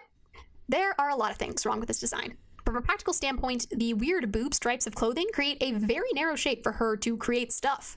Just a sturdy bikini would have been better. Support the boobs and give you not only your whole chest, but your whole back and sides. I guess if a bikini doesn't give Momo enough breast support, pretending we're in a reality where this outfit provides any support for a hot second, she could wear something with more coverage up top that still allows her entire chest and arms and back to use her quirk. Did she just say that? She's complaining that she's not more uncovered. She literally just said a bikini would have been better, yet this literal like nothing burger of an outfit has already got the internet ablaze. Let alone putting her in a bikini would have made this debate 10 times more annoying. Not only that, it's like it's not practical. It's like it's not supposed to be practical. It's animated. Number two, a bikini is not practical when you have big boobs. I just love this. It's like, she should just be like naked at that point. It's like, do you fucking hear yourself? Not only that, guess where fat is stored? In the stomach. For a girl, a fat is stored in the hips, in the stomach, in the boobs, in the upper thighs. That is where, especially if you're heavy set, especially if you're more on the plus size or just fat in general, your fat is going to go to those 4 areas. I know that. People don't understand what it's like to actually be fat. Shuya P for 2. You're so real for that, Kendra. Of course. Internet Zen Master for 5. All of this women's suffering whining by this idiot basically described Revy from Black Lagoon. Revy went through hell as a child. What the fuck did I hear? Let's see where she goes with this, because she should just wear a bikini instead. I thought we were going to talk about Mineta. Right, like... Criticize her shoes. They look terrible. How does this fit into rape? Did she get raped and I didn't remember it? Like... No, we're going to talk about... No, it was supposed to commentate on how bad essay is. And My Hero Academia should comment on that. Even though this is not a series to comment on that. The MHA stage show came up with another solution, not using Momo's original costume, but instead using a similar design with a zipper. When she's done, she can rezip and she's all supported again. That's because that's a real person, not an anime. It's a stage show. It's like, this outfit isn't practical. Yeah, because if a real person wore it, it would be impractical. So they made a version of the one for the stage show because you're dealing with real people and real practical effects. This is an anime where if Horikoshi wanted, Deku could just eat Earth and turn into All Might and soar across 50 different universes to create the Marvel's apocalypse. Yeah. Who cares? Thank you, Sir Missile Monkey, for 2. What happened to the rule of cool? They got rid of that years ago. You see, realism. It's all about realism now. Some that honestly would be sexier or more revealing that are not this bizarre side boob thing. With Momo, there's also the aspect that she's 15 years old. Eventually, no one gives a shit. I don't care. She's a fictional character. I guarantee you that you ship minor characters. I am not going to let this shit slide anymore. I am tired of you people doing this. 16 in the manga. Do I find it weird and off-putting that a teenage girl, designed by an adult male author, wears this oddly impractical and revealing outfit? Yeah, I do. Everything I've discussed so far is made worse when applied to young girls, because you're presenting them as sexual objects, something to arouse not just boys, but men, when they're not adults, and they shouldn't be presented in an adult context. It's one thing to find a teenage anime character cute, or call him or her your waifu or husbando, or write fanfic about them. I don't think people who do that are morally corrupt or anything. But the sexual element of it can be taken a little far, by fans and by authors. Clearly, the goal with Momo's costume is male titillation, and not anything more than that. The canon explanation of, she needs to show skin, is just a pretense for this impractically designed costume. It's more insulting when we spend so much time with Deku thinking about the exact details of his costume to best support his weak body, unable to accommodate his powers on its own. And Momo's is just, skin has to be shown, so here. Fans have done so many because she grew up with her quirk. She grew up with her quirk. Oh, you know what? Why are you bitching about this? I do like the middle one though. But why are you bitching about this? We just bitched forever about how people are too sexualized and showing too much skin. And now you're saying like she just needs to be more naked. Do you hear yourself? Again, it's like, bro, okay, you think her costume isn't designed well. Okay, who cares? So what? Like, again, like you said, I like the middle one. If anything, it reminds me more of like a swimsuit thing. Could like go into different types of lore details and blah, blah, blah, blah, blah. Guess what? People would still be mad at these two. Like, people always be like, I can redesign the outfit. And then if we were ever in a universe where these were the outfits, people would still complain. Because that's all you guys can do. All you guys do is complain. Archmagos for 5. She is sexualized by society, of course. I am coming around to AM's position. I hate. And Artemis for 2. DMC Season 2 killed the role of cool. Just ask her box. that are revealing but actually make sense. Some of these fall into the sexy but empowering bucket, for me at least. To be clear, for anyone without breasts, it can be so hard to run and even move without a bra on, so these outfits aren't just impractical in the sense of quirk compatibility, but also in the sense of comfort and ease of movement. No one gives a shit. It's a shonen. It looks hot. Shut the fuck up. Also, it's like, who cares? It's like, it's about ease of movement. These people are going against people that can kill them. Yeah. I don't care about my ease of movement when I'm gonna die. Probably tomorrow. It's so stupid. It is super. Look at this. This is her teacher who shut off her quirk and is literally coming at her like Spider-Man. Yeah. Why would you expose your boobs in outfits like these and literally hinder yourself physically for no discernible reason? Especially when you're a hero who is paid to run around and save people. And even in a bra, it can be cumbersome to move for larger chested people. Sometimes people get breast reduction surgery if their boobs interfere in their movement enough. So if you don't... It's an anime! Shut up! Have the personal experience to understand, that might give you an idea of why something like this is just so baffling. So does this person even have a Bubba D cup? Yeah. And MHA are not serving the story or plot. They are not empowering. They are not meaningfully commenting on sexualization in the real world. They are not even logical within the story. Oh no. Oh my gosh. They're not logical in this superhero story. Oh my gosh, these people are so dumb. I should probably talk about the elephant in the room. Or the worst character in MHA, Mineta. If you've made it this far into the video, you probably aren't surprised that I hate Mineta with every fiber of my being. Here's the thing. If you don't find Mineta's jokes, quotes very much intended, funny, his character is literally useless. Mineta's backstory is that he was bullied, so he wanted to become cool and popular. And to become cool and popular, he wants to use women as a symbol of his own status. Therefore, he harasses girls in a way as bad or worse as the constant bullying he experienced that likely makes them feel uneasy and unsafe. He offers nothing to the story in any other sense. So this is something that a lot of people don't understand, and I hate that I have to say it every time, but the best example I can always give is Tosh.0. Tosh.0 used to do a bunch of jokes where the punchline was, wow, I'm a piece of shit, aren't I? And a lot of people have missed that with pervert characters, that's typically the joke. The joke is not the harassment. The joke is the fact that after they did that, they got their shit kicked in. Exactly. Nobody likes people like Master Roshi, but nobody likes the fact that Master Roshi tried to grope Launch. They like the fact that he's getting interrupted and that he always failed in the end. What is it? One of my favorite parts of Dragon Ball is the time Master Roshi's like, if I'm going to train you, I need you to bring me a pretty woman. And Goku just brings him just the fattest woman he can find because he doesn't understand what's a pretty lady in socially acceptable standards. So he just brings a fat woman. Yeah. And he's like, I want a pretty lady, not whatever this is. And then he does that again, and he brings a mermaid. And it's like, I need someone who has, like, legs, bro. Like, again.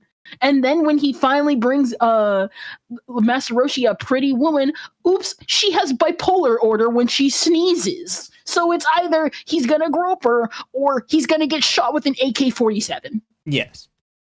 Thank you, Internet Zen Master, for 10. By this logic, all Inuyasha stage adaptations in Japan should be complaining about actors not having the dog ears twitching properly. It's fiction, lady. Kendra died inside as a mood. And Reigning Terror for 2, Mineta is the GOAT. He only exists to make perverted jokes and objectify women. Oh, and Nasco says, I want to see spicy fan art of Mineta with Tomoko from Watamote. They just fit each other. I mean, kind of like visually, I guess. This is bad on its own. It's really bad and unacceptable. It's made worse by the fact that the good part of MHA, the super compelling story and characters, get undermined by this. If you're trying to build dramatic tension and then the sniveling excuse for a character starts sexually harassing Momo, you are sabotaging your own story by taking all the steam out of the drama to make a terrible boob joke. Levity via comedic relief isn't generally a bad thing, but Mineta isn't funny. MHA has genuinely funny moments. No, you think it's not funny because you're a woman. No, I have to say that. I hate that I have to say that. But, woman, you are watching a male show that is male-centric, intended for males, and has male humor. yeah, you don't find it funny because it's not for you. Not only that, but again, I said this earlier, Horikoshi just doesn't know how to write pervert characters. We literally just had the whole scene with Fire Force happen recently. That's the funniest pervert joke I've ever seen in fiction, and it made me laugh twice from when it released in the manga and now that it's animated, and how he made it a meta commentary about how fan service is important, and because you don't have a name, you disappear from the metaverse because I have a name, mom. And then again, there's also Rumiko Takahashi and how she invented waifu and fan service and tsundere cultures, by the way. So you can thank her for all of that. Exactly. And then, of course, there's like Go Nagai and how he was like, well, I wanted to make stuff like this because everybody else was pushing the envelope. I don't know why I was singled out. Guess what? The reason why the fan service in My Hero Academia sucks is because Horikoshi knows how to draw, and yet it's not good fan service. Yeah. That's it. That's literally it. Like, a lot of people, if you were to watch through the anime, you probably wouldn't pick up but like maybe 2 or 3 scenes that you would specifically say, yeah, that's fan service. Because there's just, it's not like super sexual or titillating.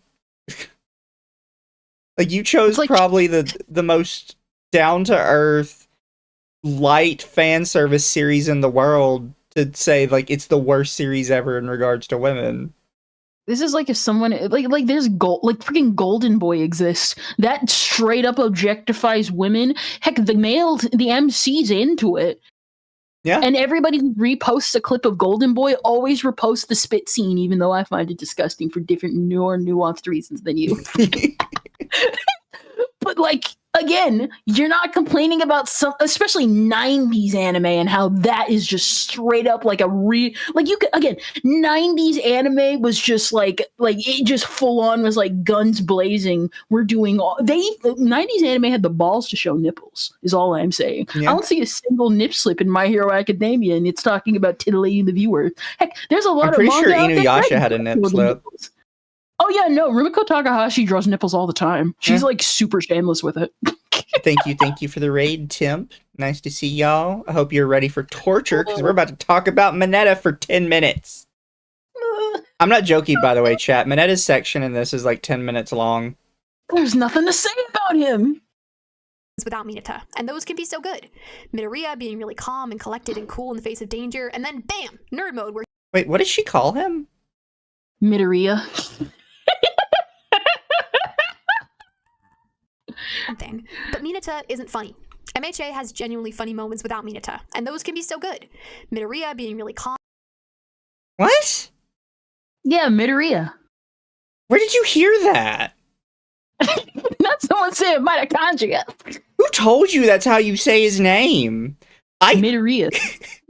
I get names wrong in anime all the time. But not like the main character of a series that has his name said like 2 billion times over the course of the series. How did you get that wrong? No, it's Deku. It's Deku. Midoriya is hard. Deku. The powerhouse of the cell. Calm and collected and cool in the face of danger, and then bam, nerd mode where he goes on an internal analysis tangent is funny. As I'm writing, I'm wondering if I find this particularly funny because that's who I am as a person, someone who thinks way too deeply about things I'm obsessed with. But I googled MHA funny moments, and some of them were in there, so I feel justified, okay? Or like Bakugo being so angry all the time, over nothing. Or Kaminari getting zapped, or Momo being clueless about how rich she is. You have just learned what a running gag is. Congratulations. The fact that you don't even recognize that it's a running gag for the character, and you're just thinking like, oh, it's just a joke they happen to do sometimes. That's called a running gag, lady. Like, Google it. There's someone in the chat saying it's Bakugan. Midoriya Bakugan.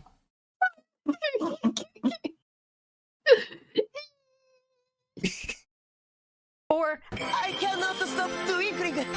There's funny stuff that has nothing to do with harassing the young women of the cast. Let's take a look at some of Mineta's greatest hits, shall we?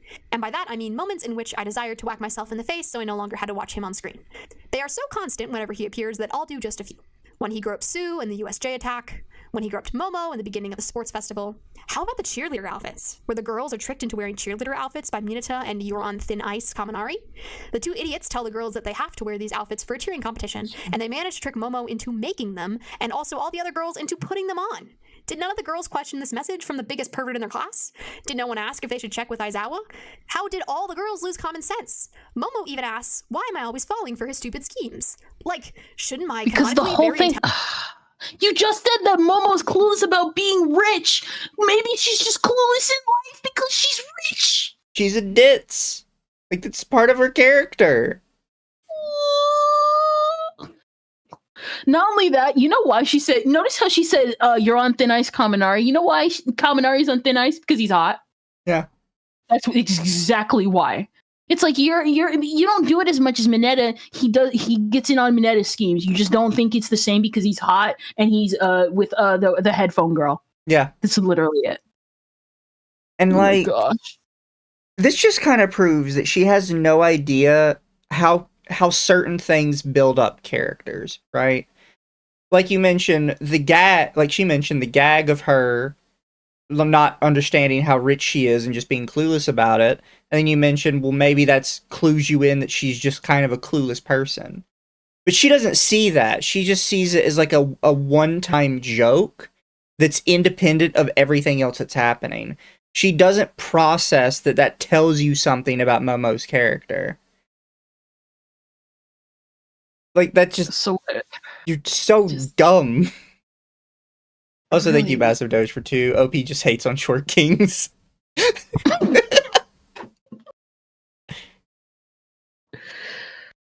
Intelligent character be able to see through this? Why does the author keep making it so it's like I'm super dumb? The sub has President Mike ask, what kind of fan service is that? And the dub has him announce that the class are going full-on fan service. The look on the girls' faces suggests that, yeah, that's literally all this is. They are not happy about it. They are not happy about it. They were forced into these costumes for a totally nonsensical reason. I didn't do that, by the way. She, like... Yeah. I think the video is, like, kind of... yeah, why is it loading? What? It's buffering because we're suffering. I guess. It's trying to get rid of us. For a totally nonsensical reason, the girls know it, and Horikoshi knows it. This is for titillating the male viewers, plain and simple. There is no character purpose. The manga just shows us the depressed lineup of girls, but the anime is even worse by, you know it. What the fuck is happening?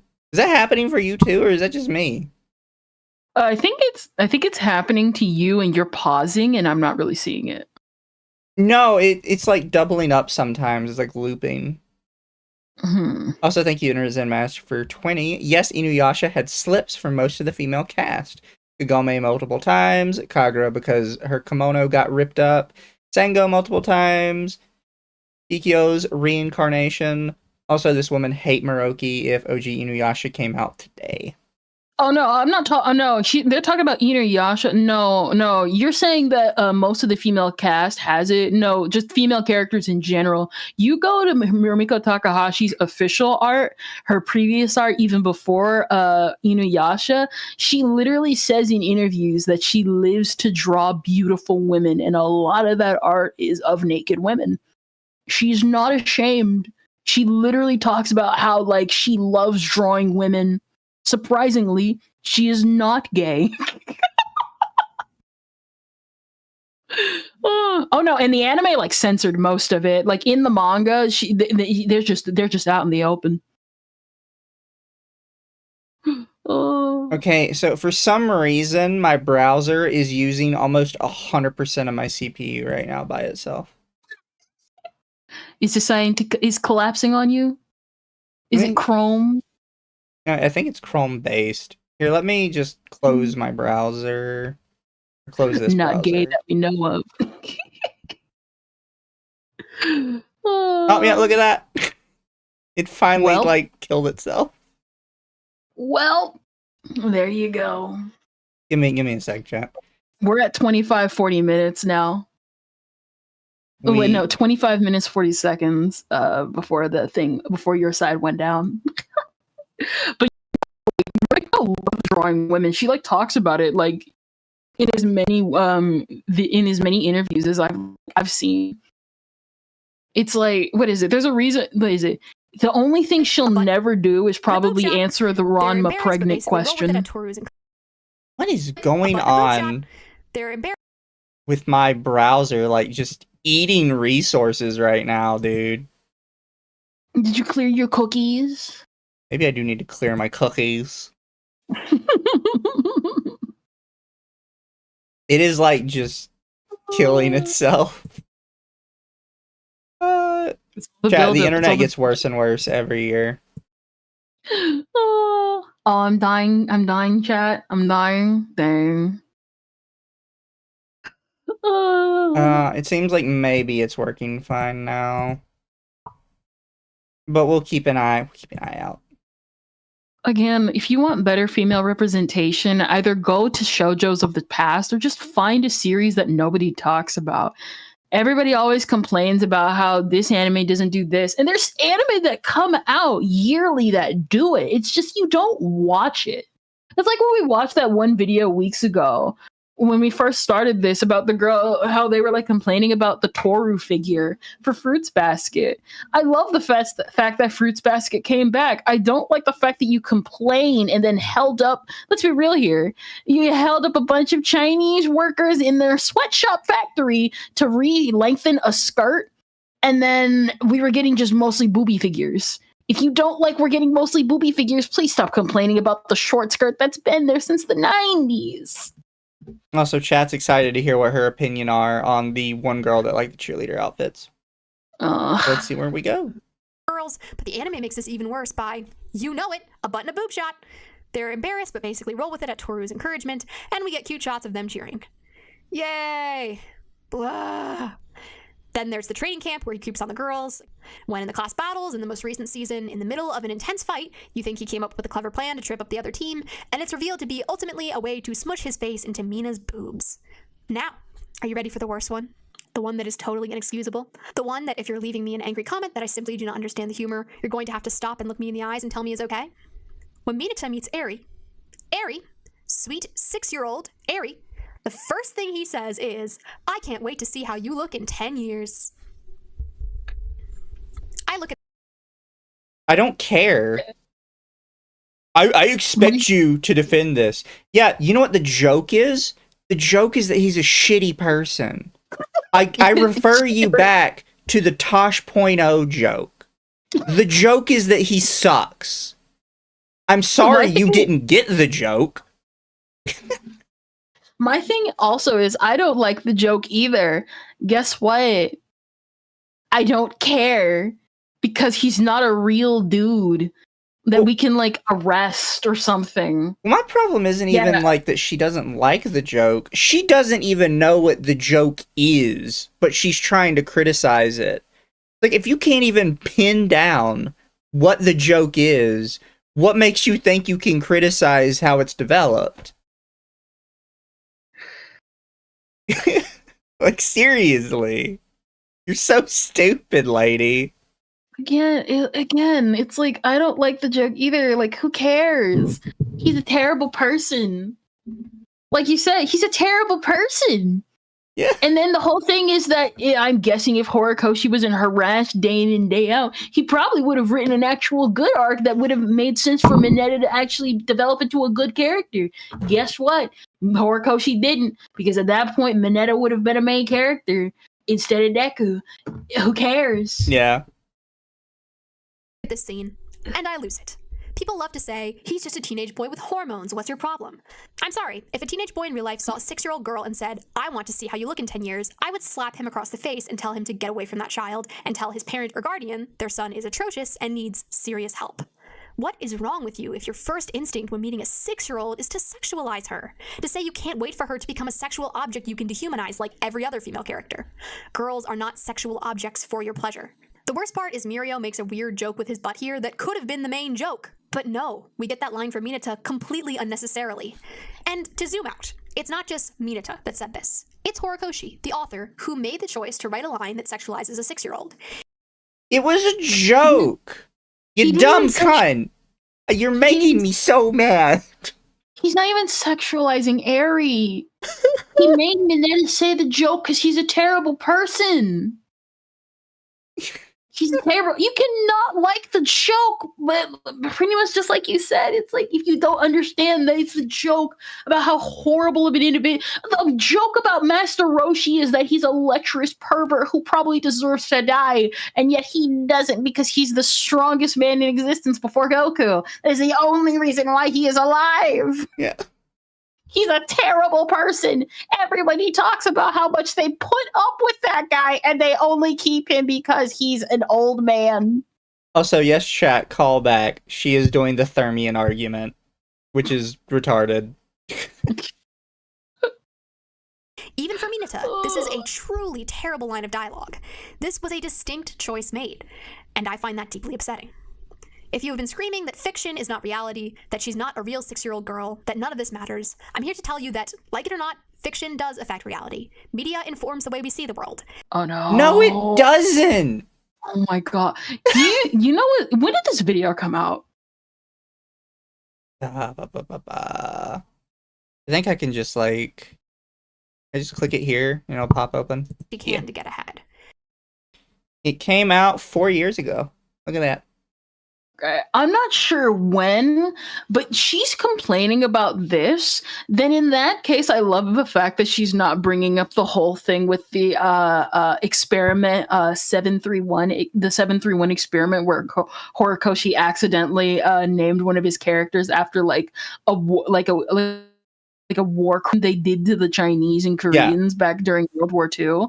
So in that case, she believes that Horikoshi's a Nazi, which goes into a whole different other My Hero Academia controversy. Yeah. Where everyone thought he was a Nazi because Bakugo's birthday was accidentally Hitler's birthday. Also, Internet Zen Master for 10. Mineta is literally a diet version of Jiraiya and Master Roshi. This is up there with the Will You Bear My Child gag by Morocco, and it's in character for Mineta to say it. Yeah, what is it? Wait, do you know about the Nazi meme? Yeah. Or the Nazi joke? Yeah, okay, yeah. It's just so dumb. Oh, so what happened was that Horikoshi was making a character based on one of the villains, and the thing is that he came up with an explanation of why he named the villain why he did. The problem was it's the reason why My Hero Academia is banned in China, because it was accidentally named after one of the war crimes that was actually done in real life. You know, an actual real crime that had real world consequences. But she's not going to bring that up because titty. Smug Crowbaba for 5. I wouldn't trust this broad to understand that Humbert is supposed to be a vile POS and hated by the reader in a certain book by Vladimir Nabokov. Massive Doge for 2. These takes are the reason authors rage quit. I think Horikoshi literally did rage quit at one point. I know the it's funny because author rage quits look very different than normal person rage quits. I think my favorite is the guy that writes Tokyo Ghoul was getting so pissed off at people saying that Kaneki needed to be gay that he did an entire chapter of him just blowing Toko's back out of just straight uncensored sex between them because he was so fucking tired of hearing about how his character needed to be gay. My favorite is the one from Gal Cleaning. This is a niche manga where the author got axed, so he spent literally the last arc basically having the female lead either go commando and then suddenly introduce the second female lead and had her almost R-worded on screen and then stopped it before it could go too far and then end the series. Looney Lenny for 2. What's the Thermian argument? The Thermian argument is a fake bullshit argument that some bread tuber made years ago, and a whole bunch of people actually fell into believing it. And it basically says that if something bad exists in a story, that exists because the author actually believes it in some regard. It's genuinely probably the dumbest argument I have ever heard, but for some reason a whole bunch of, like, particularly, like, leftist movie reviewers believe it. Was it someone said, does Fire Force Tomoki's art count as crashing out? Oh, 100%! That's what makes it funny. Archmay goes for 5. She needs reminders before movies that the train isn't going to leap off the screen. Yeah, she's that person that the start of a movie says this is a work of fiction is for. It's not that someone watches this scene and MHA and thinks affirmatively that, yes, now it's okay to hit on 6-year-olds. Nothing is that simple or obvious. It's watching anime and TV and movies, reading books, reading comics, where women and girls are again and again and again and again presented as sexual objects for men, that, even subconsciously, men begin to think of real-life women in that way as well. It is a pervasive and constant barrage of implicit... Do you know why you know why men in your definition do that? It's because they were already that degenerate. Yeah. They were already that degenerate, and they started feeding into media that agreed with their worldview. And even if it didn't agree with their worldview, they changed it to agree with their worldview. That is why that happens. Yeah. It is always that way. If that was the case, then that means K-On! Really is the Nazi right-wing show that people have made it to be. If we really want to be like that. Explicit messages telling men and women that this is how women should be presented. MHA, through all I have mentioned, is contributing to this. Okay, so that was all my first point about the male gaze. Yeah, chat. So that is the first part of the video. We're moving on to the second part. What do you mean that was the first part of the video? I forgot you said it was 28 minutes. What? Yeah, the first part of the video is 28 minutes. The second part is 12.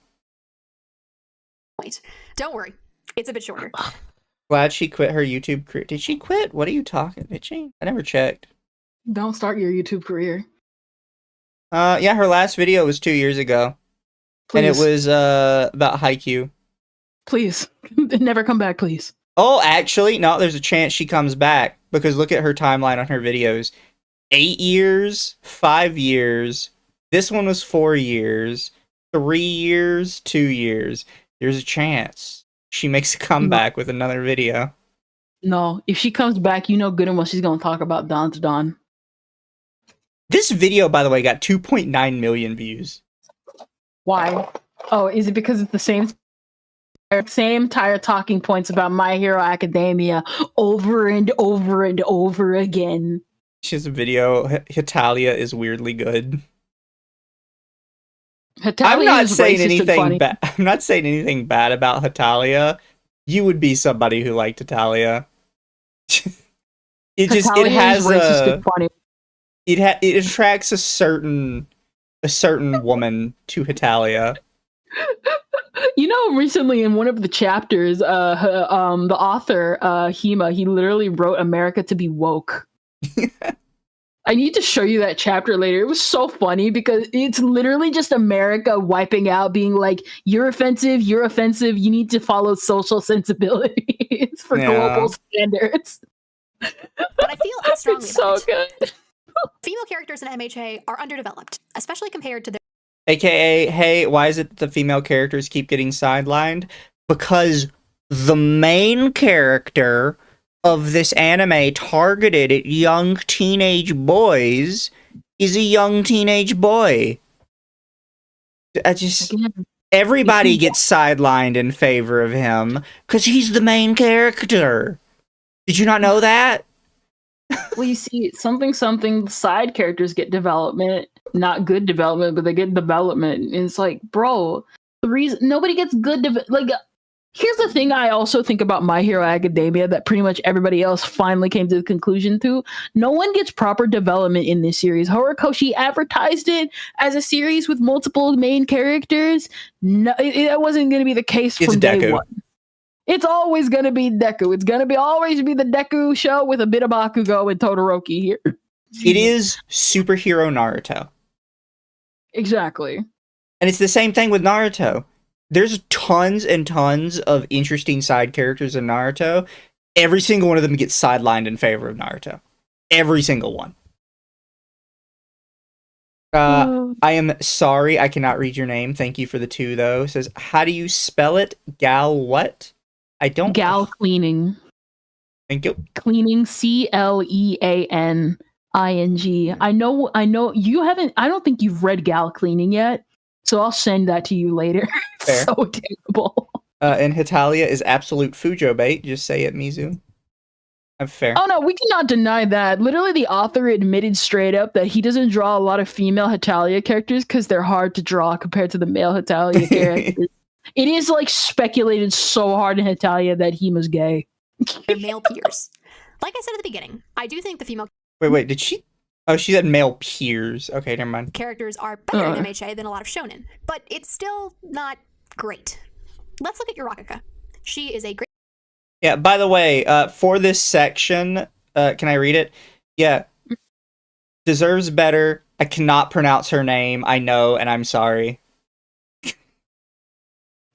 You know, which it's funny you say that because you can't fucking pronounce Midori's name.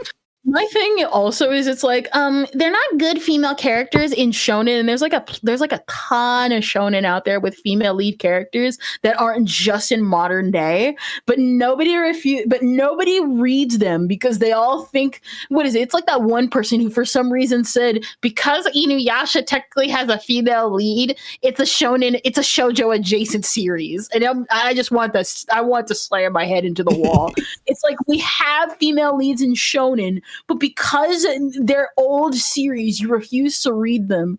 This is the exact reason why I'm kind of scared that the new Magical Knights Ray Earth is going to fail, because of people like this who refuse to actually watch series they like. There you go. English subtitles is on for chat. Thank you, Archmagos, for 2. How is VMHA then? Also, MHA should have been an anthology, I think is what that means. Villain's My Hero Academia was the arc that had to get cut short because it was getting so little sales. Oof. It was gaining so little sales, but the thing is, American fans like them, but they had to axe the arc in half. So I'm pretty sure that's where Horikoshi kind of called it quits there, and that's why we got the ending we did. Yeah. Deku and has a really incredible arc at the start of Season 2 during the sports festival, a fight that outlines anti-feminist shonen tropes and rebukes them. Yurakaka is fighting Bakugo, who is clearly the favorite to win, and the crowd boos Bakugo for not going easy on Yurakaka, toying with her, a poor little girl who got a rough draw going up against him. President Mike even chides Bakugo for going all out. However, Aizawa as a commentator calls out the crowd for their own sexism in not treating Yurakaka as a serious opponent for Bakugo. Bakugo was actually... This whole scene, by the way, I think is just cringe in general. Oh, I did it wrong. It was they were talking about, I was thinking of My Villains Academia. They're talking about the new Vigilante series where people were still complaining about Pop Step. Fair. Actually taking her quite seriously. You're saying this is cringe? Not letting his guard down at all. Although she eventually loses, she puts up a remarkable fight, and Bakugo even seems excited about it. Afterwards, he learns her name, an honor not many of the extras in Class 1A have because Bakugo is, kinda terrible. Don't worry, I love him. When he returns... Don't worry, we know you do. Every one of you people love him. Even though he's a horrendous piece of shit.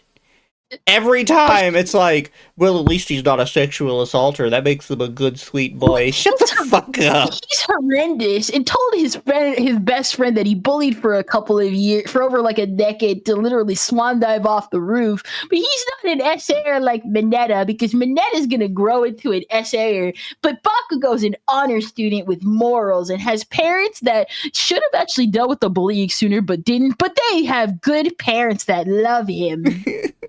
To the stands with his other classmates, Kaminari reprimands him for fighting such a frail girl, but Bakugo just notes there was nothing frail about her. Bakugo Katsuki? Feminist icon? No. Yeah, women get equal lefts and rights. Smoke Crow Baba for 2. Feminist would over Cutie Honey reboot. Didn't Cutie Honey actually get a reboot? It was Cutie Honey Universe that followed the manga, but pretty much everybody collectively agreed that it's not a bad reboot, but there's a reason why most Cutie Honey media doesn't follow the manga, because the manga is all over the place. Like the manga is literally a product of its time where you cannot tell it today because you have to like do what every reboot or retelling of Cutie Honey did. Just create your own plot with Cutie that still embodies Cutie Honey. Didn't the author of Overlord cancel his series early after getting rage baited? I wouldn't have no idea what you're talking about with that. There's also Cutie Honey Gynex. You're talking about Cutie Honey, which basically explores Honey as if she was like Cutie Honey into adulthood. Yeah. Not at all, but it is a really good scene. What's so remarkable about this is how aware Horikoshi seems to be of the typical shonen narrative tropes, where even strong female characters are still treated as fragile or diminished in the eyes of the narrative for their gender. How he actively subverts this. Yeah, Horikoshi, you should have never done this, because this is exactly why you attracted this specific kind of community.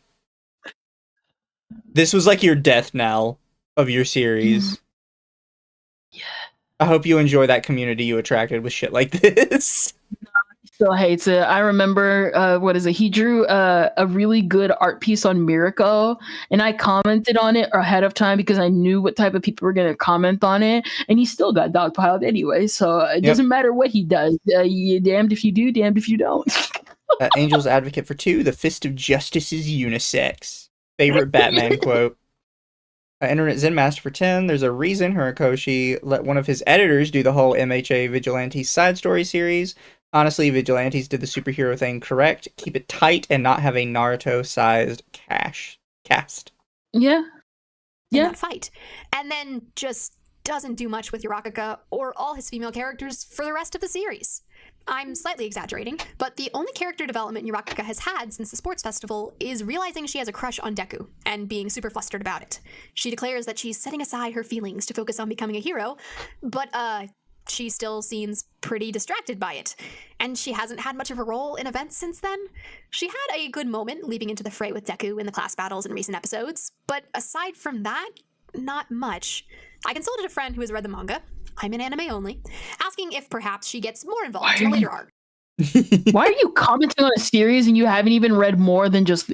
That's what I don't understand about these people. It's like, if you're going to comment on a series or an anime or a manga or whatever, please read the manga so you can sort out the differences, because you know there's going to be changes in the anime, which means they're probably going to cut out good character development, but you don't realize that because you can't read.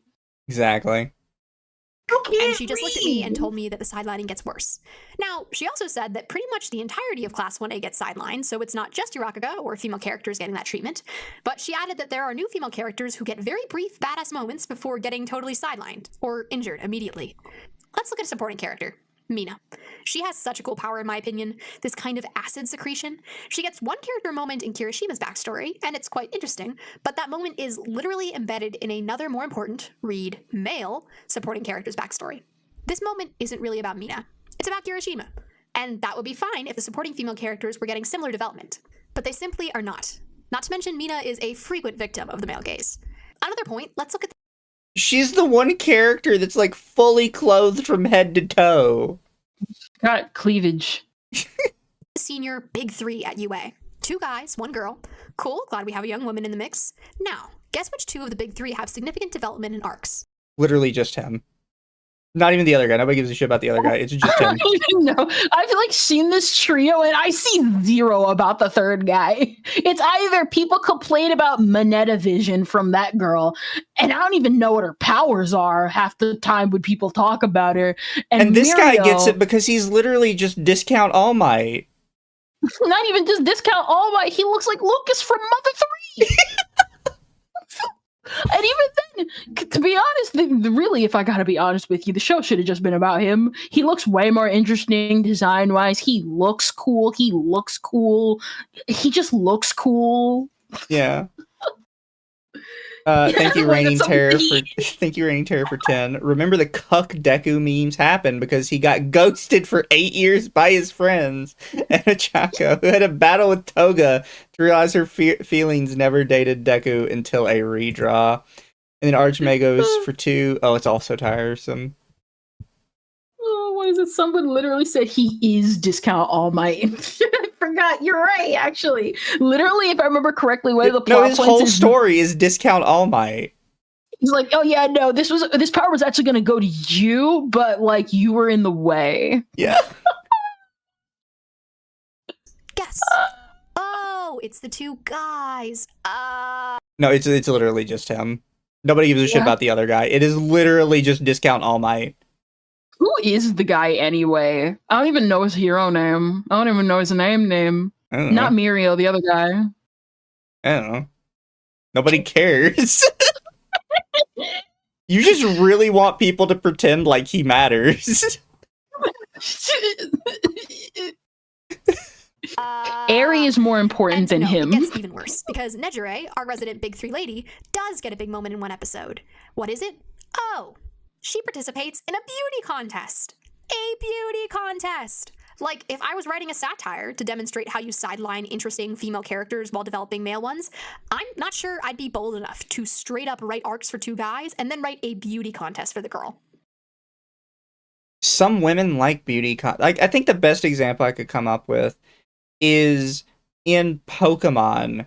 Serana learns that she, like, instead of battling, she has a much bigger interest in Pokemon contest, which is basically like the Pokemon world's version of a beauty contest.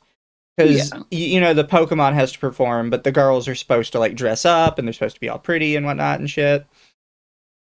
And it's because, and, like, it becomes, like, a huge part of her character that actually does matter to her. And it's not, like, just because it's stereotypically a feminine thing to like, it doesn't necessarily mean, like, she's a piece of shit for it. Yeah. She likes beauty contest. It's actually more, like, offensive to me, in my opinion, to look at a woman and be like, you're not allowed to do beauty contest or modeling, because that's, like, dehumanizing yourself. Not only that, it's like, you came to a hero school to do hero things. Shouldn't you be doing hero things instead of doing beauty things? And it's like, well, maybe she wants to do beauty things, and she went to the hero school because, you know, it's a good school. Yeah. Sometimes people do that. So dumb. It's ridiculous. Another minor point about Nejire, the anime weirdly made her boobs bigger, which isn't itself an issue. Boobs are great. But the reason for this change is so they can add Mineta perving about her body. You would have done that either way. Why are you pretending like if her boobs were smaller, Mineta wouldn't perv on her? Not only that, but like, I literally just looked at that side by side. Number one, it's not that they made the boobs bigger, they just outlined them more. Yeah. Like, they're literally the same measurements. And then, of course, again, it's freaking Mineta vision. He literally just said that he wants to wait for a 6-year-old to grow up. Yeah. He doesn't matter. He's a terrible person. Like, there are several additions in the anime that aren't in the manga just for this to happen. Like I mentioned with the cheerleaders. Horikoshi isn't at fault. What are you talking about? They are in the manga. I don't think you know what you're talking about. Bones is. And even she said she didn't even read the manga. Yeah, now she's pretending like she knows everything that happened in it. Oh my gosh, if you're gonna pretend, at least show screenshots of the manga like I do sometimes. Will Spain for 5. It's the same with May and Dawn. They both become Pokemon coordinators. Also, the women in Fairy Tail are all badasses, but are all in beauty magazine. Yeah. Weird. Like, they still do cool things. They just also get in the top 10 women in Fairy Tail. Yep. Thing that isn't Horikoshi's fault. The anime in general seems to make everyone, but especially the girls, skinnier. I actually quite like that the girls in MHA. I think that's just laziness on the part of the animators, because it's just easier to draw. It's not really laziness. It's like a uniform standard they have to do, so it's streamlined a lot faster because different artists, different corrections, like just too much to do. Yeah, you gotta laziness. have like a bigger budget to like do stuff like that. Yeah, it's laziness. Dang. No, I'm kind of joking a little bit when I say that, but it is sort of like quote unquote laziness. Not that the animators are necessarily lazy, but that it is technically an easier, faster way to do the work. And a lot of them are under like massive crunch time at all hours of the day. Yeah. What is it? Also, here's the thing. Here's a fun fact for you. When you're in an athletic school dedicated to athleticism and you're supposed to get as skinny as possible so that you don't die on your missions, you might not stay fat. Yeah. They have realistic bodies. They aren't all stick thin. They've got thighs and roundness, and yes, I like that a lot. Sometimes I look at one piece And you know what? Oh my gosh. I would like to point out, I love when people bring up One Piece about this, because they sit here and they focus on this woman being the super hourglass, and then they look at Frankie and it's just like doesn't even process in their head that he exists. Forget about Frankie. Look at Usopp. Yeah. That brother shouldn't have muscles. That guy is thin as crap. I'm still shocked that he gained abs after a time skip every time I look at him. I always love it every time somebody brings up One Piece, because they'll look at the women and they'll be like, God, women can't be that thin. The women in this show are so unrealistic, unlike the male characters. No, you see, we do acknowledge that the male characters are unrealistic, but Oda made a tutorial about how he draws them all the same and has given them Nami face. Therefore, bad female writing. Meanwhile, Usopp's getting away with highway robbery with the fact that how did he get abs after a time skip? I'm serious. How did this guy get abs? He should have been still stick thin before and after the time skip. Exactly. It's so dumb that they always do this.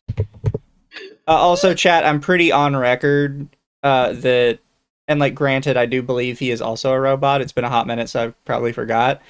My favorite One Piece character is still Bartholomew Kuma. Yeah, he's a cyborg. I think they fully converted him to a robot recently with like Egghead. Yeah. But he's also the same like problem of like his body proportions are all like completely fucked. And I like that actually. But he's male and unlike him, his daughter has an age fruit that can age her up and blah blah blah blah blah or whatever. No, I actually dislike the average male characters in One Piece more than the women, because I tend to find the stark difference between the rail thin women and the dudes that are just ridiculously top heavy for no reason to be like, it's something about it just looks good together. I don't know why. It actually, like, in this shot, Usopp and Sanji look more out of place to me than the girl or Frankie do. Yeah. Again, Usopp should not have abs, is all I'm saying. That brother is skinny after the time skip. He should be, but he ain't. Oh, everybody's now going to start railing. Let it be known, the Food Wars author made a manga about Sanji that Oda liked, and Toei keeps telling them I'm not going to animate it. Women are not that skinny, yet there are men that are 1 story tall. Yeah. No, we're gonna complain about how Oda makes all the young women pretty and all the old women ugly. Although, chat, my complaint goes for Sanji, and it also goes for Luffy. I think all of them just look normal, and I actually think that's more off-putting to me than any of the women or any of the like bigger guys like Frankie and Kuma. I love the fact that their body types are just all over the fucking place. Lizzie, there's a reason why people say for the One Piece live action, they're stopping at Marineford. They're not going to continue after that. Too much CGI. The budget will balloon to literally the size of an actual island. Luffy looks normal? Yes, Luffy looks very normal. Yes. When he's not stretching himself out, he is very average looking dude. Heck, when he was a kid before he like ate the devil fruit, he literally did just look like an average kid. Yeah. Oh, and then there's the other guy. I have Law. I'm a little more Law's the guy with the doctor. Yeah. The doctor I'm a little more sympathetic to Law's design because the hat kind of sets him aside a little bit. But he's still just like average looking dude for the most part. Yep. Was it, hey, Dr. Correa in Drum Island looks fantastic for 150 years old, 50 years of age, Kendra. That's because Correa fulfilled her dreams. All the old ugly people in One Piece don't have dreams. Yeah. Wolfsbane for 5. It's understandable that Usopp is buff because he uses a range of slingshots which require core and arm strength like an archer, but one side should be bigger. Exactly. I told you that brother does not have abs after a 2 or 3 year time skip. I'm sorry. Also, Wolfsbane for 2, art standards are cost-cutting techniques. Yep. Yep. Need Mizu's definition of average. I'm not saying average like the average looking like dude in general, but their body types are overall very average and like realistic. Like I could see a regular guy that looks like Usopp or Sanji or Luffy. Yeah. You would never see a man that looks like Frankie. If you see a man that looks like Frankie, you'd have to CGI him like they CGI'd Arlong in the One Piece live action. And all the distinct male character designs, and then the female characters who have one type of body that's just a stick with boobs and want to remove my eyes from my head and wander through the woods. So, MHA manga, good on you. But the anime said, no, stick thin, body diversity, who cares? Now, maybe non-skinny bodies are harder to animate, but if you can animate this, I think you can also properly draw Uraka's chub. All right. No, you can't. Because if you draw her chub once, you have to do it for every single scene. What you just showed, like the action, that's hype moments. They dedicate a large portion of their budget to solely that. That's how anime is always... To the point, they have done it to the point they have fucked themselves sometimes. Because there is it happens with Evangelion, it happened with Panty and Stocking, but there's an episode for both of them that is literally drawn with crayon because they overuse their budget on the aura and hype moments. What is it? You know Attack on Titan, right? Yeah. You know the scene where they're going against the giant Bigfoot-looking guy? Yeah. That thing took 10 months. Yeah, that scene alone, slicing the Titan all over, hand-drawn, no CG, 10 months. That is why. And this is the same person who'd be like, you should have drawn chubby. Okay, were you in the animation room literally not seeing your family for over 10 months? Or were you sitting on your couch complaining with your Cheeto Dorito hands? Yeah. Like, it's very different when you're like, oh, well, they spent a lot of time on this huge hype moment that's like a key piece to draw in viewers. Why don't they do that for every mundane piece of bullshit that existed the show? Because it would cost too much money. And the animators want to see their family. Right, back to character Unlike development. you. It's no surprise that Deku and Bakugo and Todoroki are really central to the story of MHA. But it's a little shocking how, with a bunch of female supporting characters, you barely have one who has a main role, Uraka. Horikoshi is certainly good at writing concepts for cool female characters at times. Actually executing and utilizing those concepts seems to be a struggle, though. It does not matter how... Because they're not the main character! Yeah.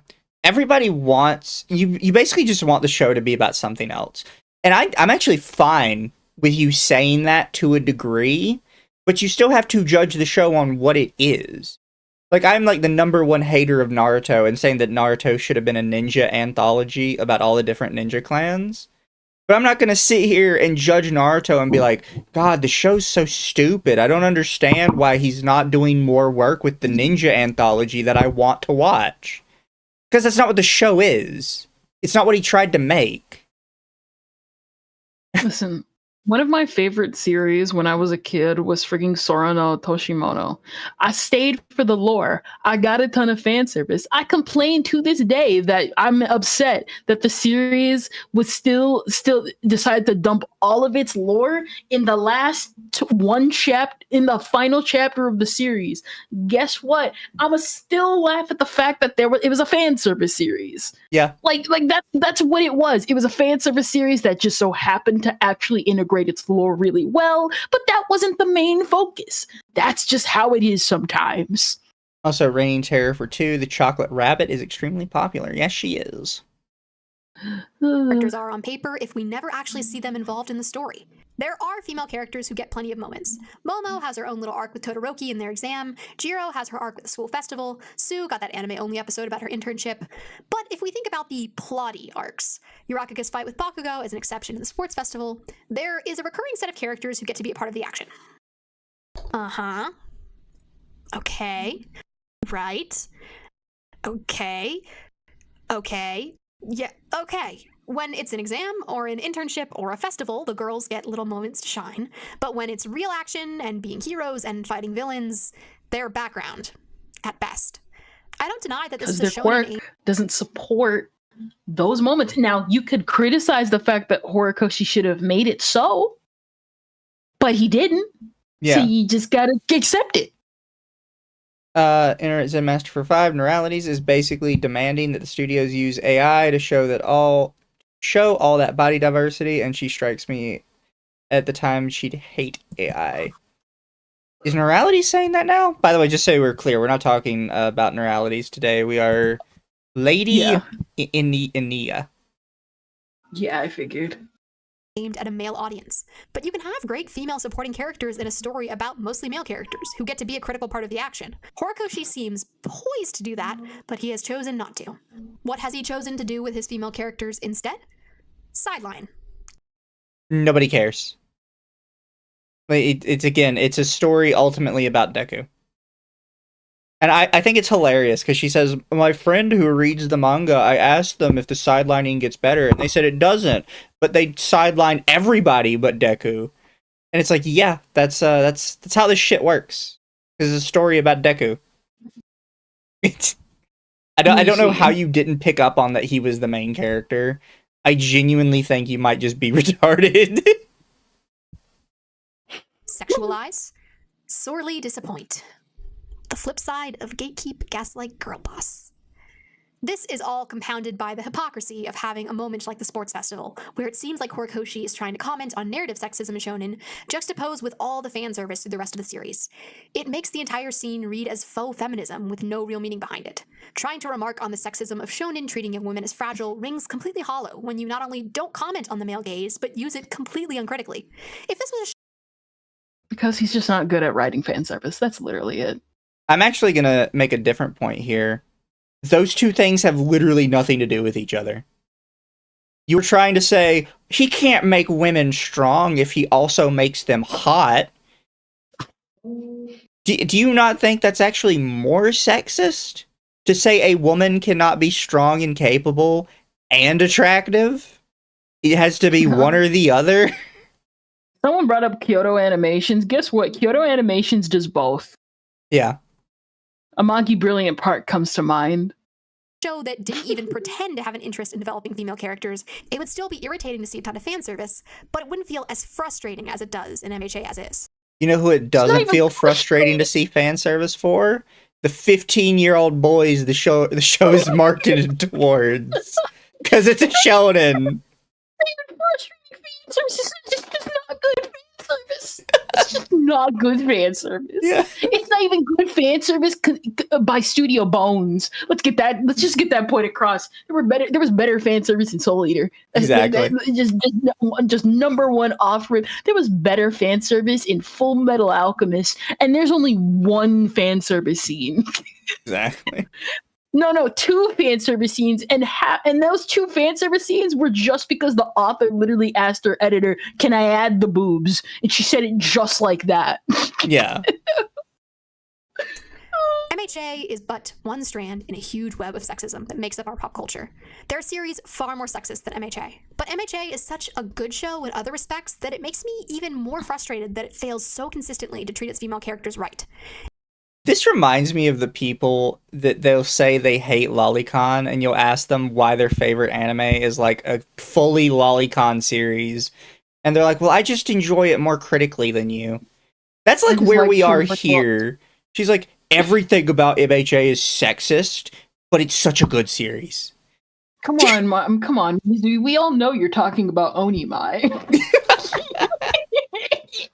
We all know you're talking about Onimai fans who are like, I love it for more nuanced and different reasons than you, even if the main character is just straight up a lolly. Actually, I have more trouble with Dragon Maid fans. Wait, really? Yeah.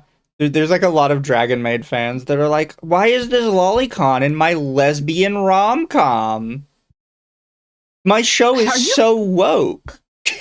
Are you serious? I followed the author back before he did Dragon Maid, when he did My Husband Can't Be, what is it? What is it? It's the one with the married couple, and like the husband's an otaku and the wife is like a normie, Yeah. and like his wife is just straight up like a lolly, just with she's literally an opie lolly. He's been doing this forever. Yeah. You're just dumb. They did it for that. They did it for Spy X Family over the Becky stuff. What is it? Yeah, I can't understand what my husband is saying. Yeah, that was a good series. I recommend it. Thank you, Wolfsbane, for 5. Kishimoto just needs to give us a history anthology on the world of Naruto. Also, anyone saying Lee should have been the MC, he got his own series. Oh, congratulations to Rock Lee.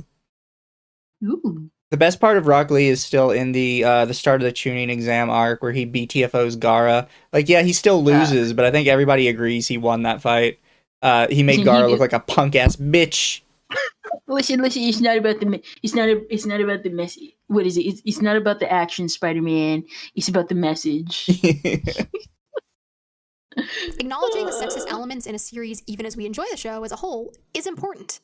Acknowledging the subtle and not so subtle ways the male gaze and sexism affect our viewing experience is important, and not just in MHA, but in all media we consume.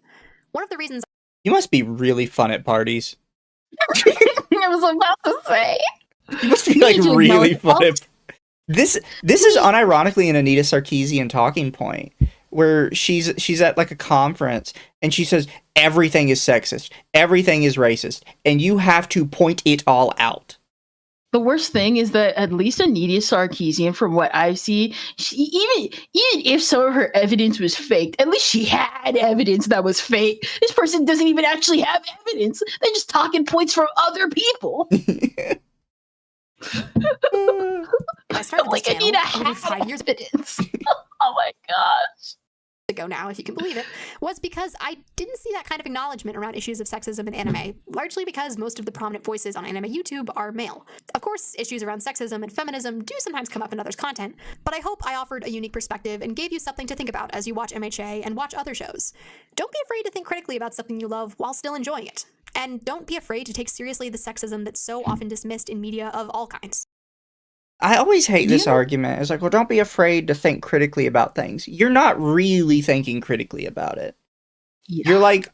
You're taking your ideology and you're forcing the show to fit it. That's not actually critically examining what you've been given. And you've proven that because there's just multiple parts of this where you don't know what you're talking about. Not only that, she brings up like, oh, well, I don't see the issue with male anime creators. It's like, that's because, number one, all the female anime creators came later and they don't actually say anything. They just repeat like bare basic stuff that the male creators have been saying. And even then, it's not good. Number two, they actually watch anime and talk about what they like and dislike. Yeah. None of you talk about what you actually dislike or like. You just take talking points for different people and then just repeat the same schlock over and over and over again. This is why I hate My Hero Academia videos, specifically talking about sexualization, because they have nothing of value. They have nothing of value to say. At least with the hype moments and aura guys, at least they try and say something, even if that's a different type of nothing. Yeah. This is just terrible. Also, thank you, Internet Zen Master for 5. Damn it, Mizu, you're triggering my Gamergate PTSD, bringing up that Anita Sarkeesian quote. You're welcome. Oh my gosh. At the beginning of the show, Deku tells us not all men are created equal. He means this as a reflection on what it means to live in a society where most people have superpowers and some don't. But it resonates another way in this series. Because while not all men are equal, men get to stand above women in terms of how much they are respected and utilized by. Oh my god. Man literally oppressed by society, women most affected. Shut up. Deku is literally seen at the bottom of the barrel and seen as weak because he doesn't have any powers at all, let alone a bad power like Spray Bottle over there, or Kanji over there. This guy has nothing. I'm not continuing the joke. I'm not continuing the joke. Thank you, Dustblight, for 2. She should read Sword of the Immortal. And Super Iron Bob for 5. Sounds like a complaint that the show didn't feed her the context she wanted for her AO3 fix. Yeah, but we see this a lot with people like this. Well, they'll be like, something bad happened to a man, women most affected somehow. Like, It's literally like Deku is the worst person at this school, and she's like, but if you read it another way, the women at the school are more oppressed than he is. Mm-hmm. Mm-hmm. The narrative time and time again. This is MHA's most unfortunate truth. You're gay and you're stupid. There's like a little bit left here, but it's just her like mindlessly chit-chatting, and then she like made some type of meme for the ending. I'm stopping it there though. Yeah. So Kendra, what did you think of this one? I hate My Hero Academia videos that talk about sexualization. It's just the same talking points all over again. And they never have an original thought of their own. They never have an original thought of their own. Like, I can understand, because I talk about this sometimes with you guys, or like I'm with my own community, and how there is one character. She's my favorite character of all time from this like OVA franchise called Nuku Nuku. And that is an actual example of sexism, because they turned her from this spunky comedy written girl, and in one of the spin-offs they like actually domesticate her into a housewife. That's sexism. they whitewash her too. They literally bleach blonde all of her. And I'm like, that's real sexism. And they only make fan service her personality trait. And that's real sexism. So when I see stuff like My Hero Academia with its like bare bone, basic, stupid, poorly made fan service, because that's what it is. It's poorly made fan service. I've seen better fan service than this. Yes. Like, there's way better fan service. Like, it's always the same talking points because it's the most popular anime in the room. Like, it's so terrible. Can we bring more Anituber audits of these types of vids? I don't know what you mean by that exactly. However, I think I've said this a couple times on Discord. Maybe I should say it on stream. When I'm looking for people to send me like Anituber audits type videos, I am expecting bad videos that aren't like blatantly bad, right? Yeah. Like, not somebody that's just an absolute idiot talking into like their phone camera and doing absolutely nothing. I mean, like, somebody who people actually trust, like they trust their opinion to some degree.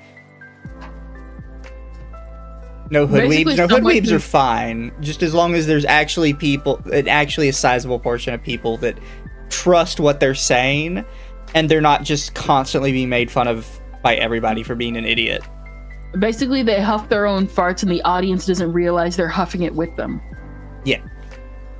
Also, I've said it before, I really, really don't like to cover any videos that I agree with, because I would rather just say, hey guys, here's this good video I watched, you should go watch it too.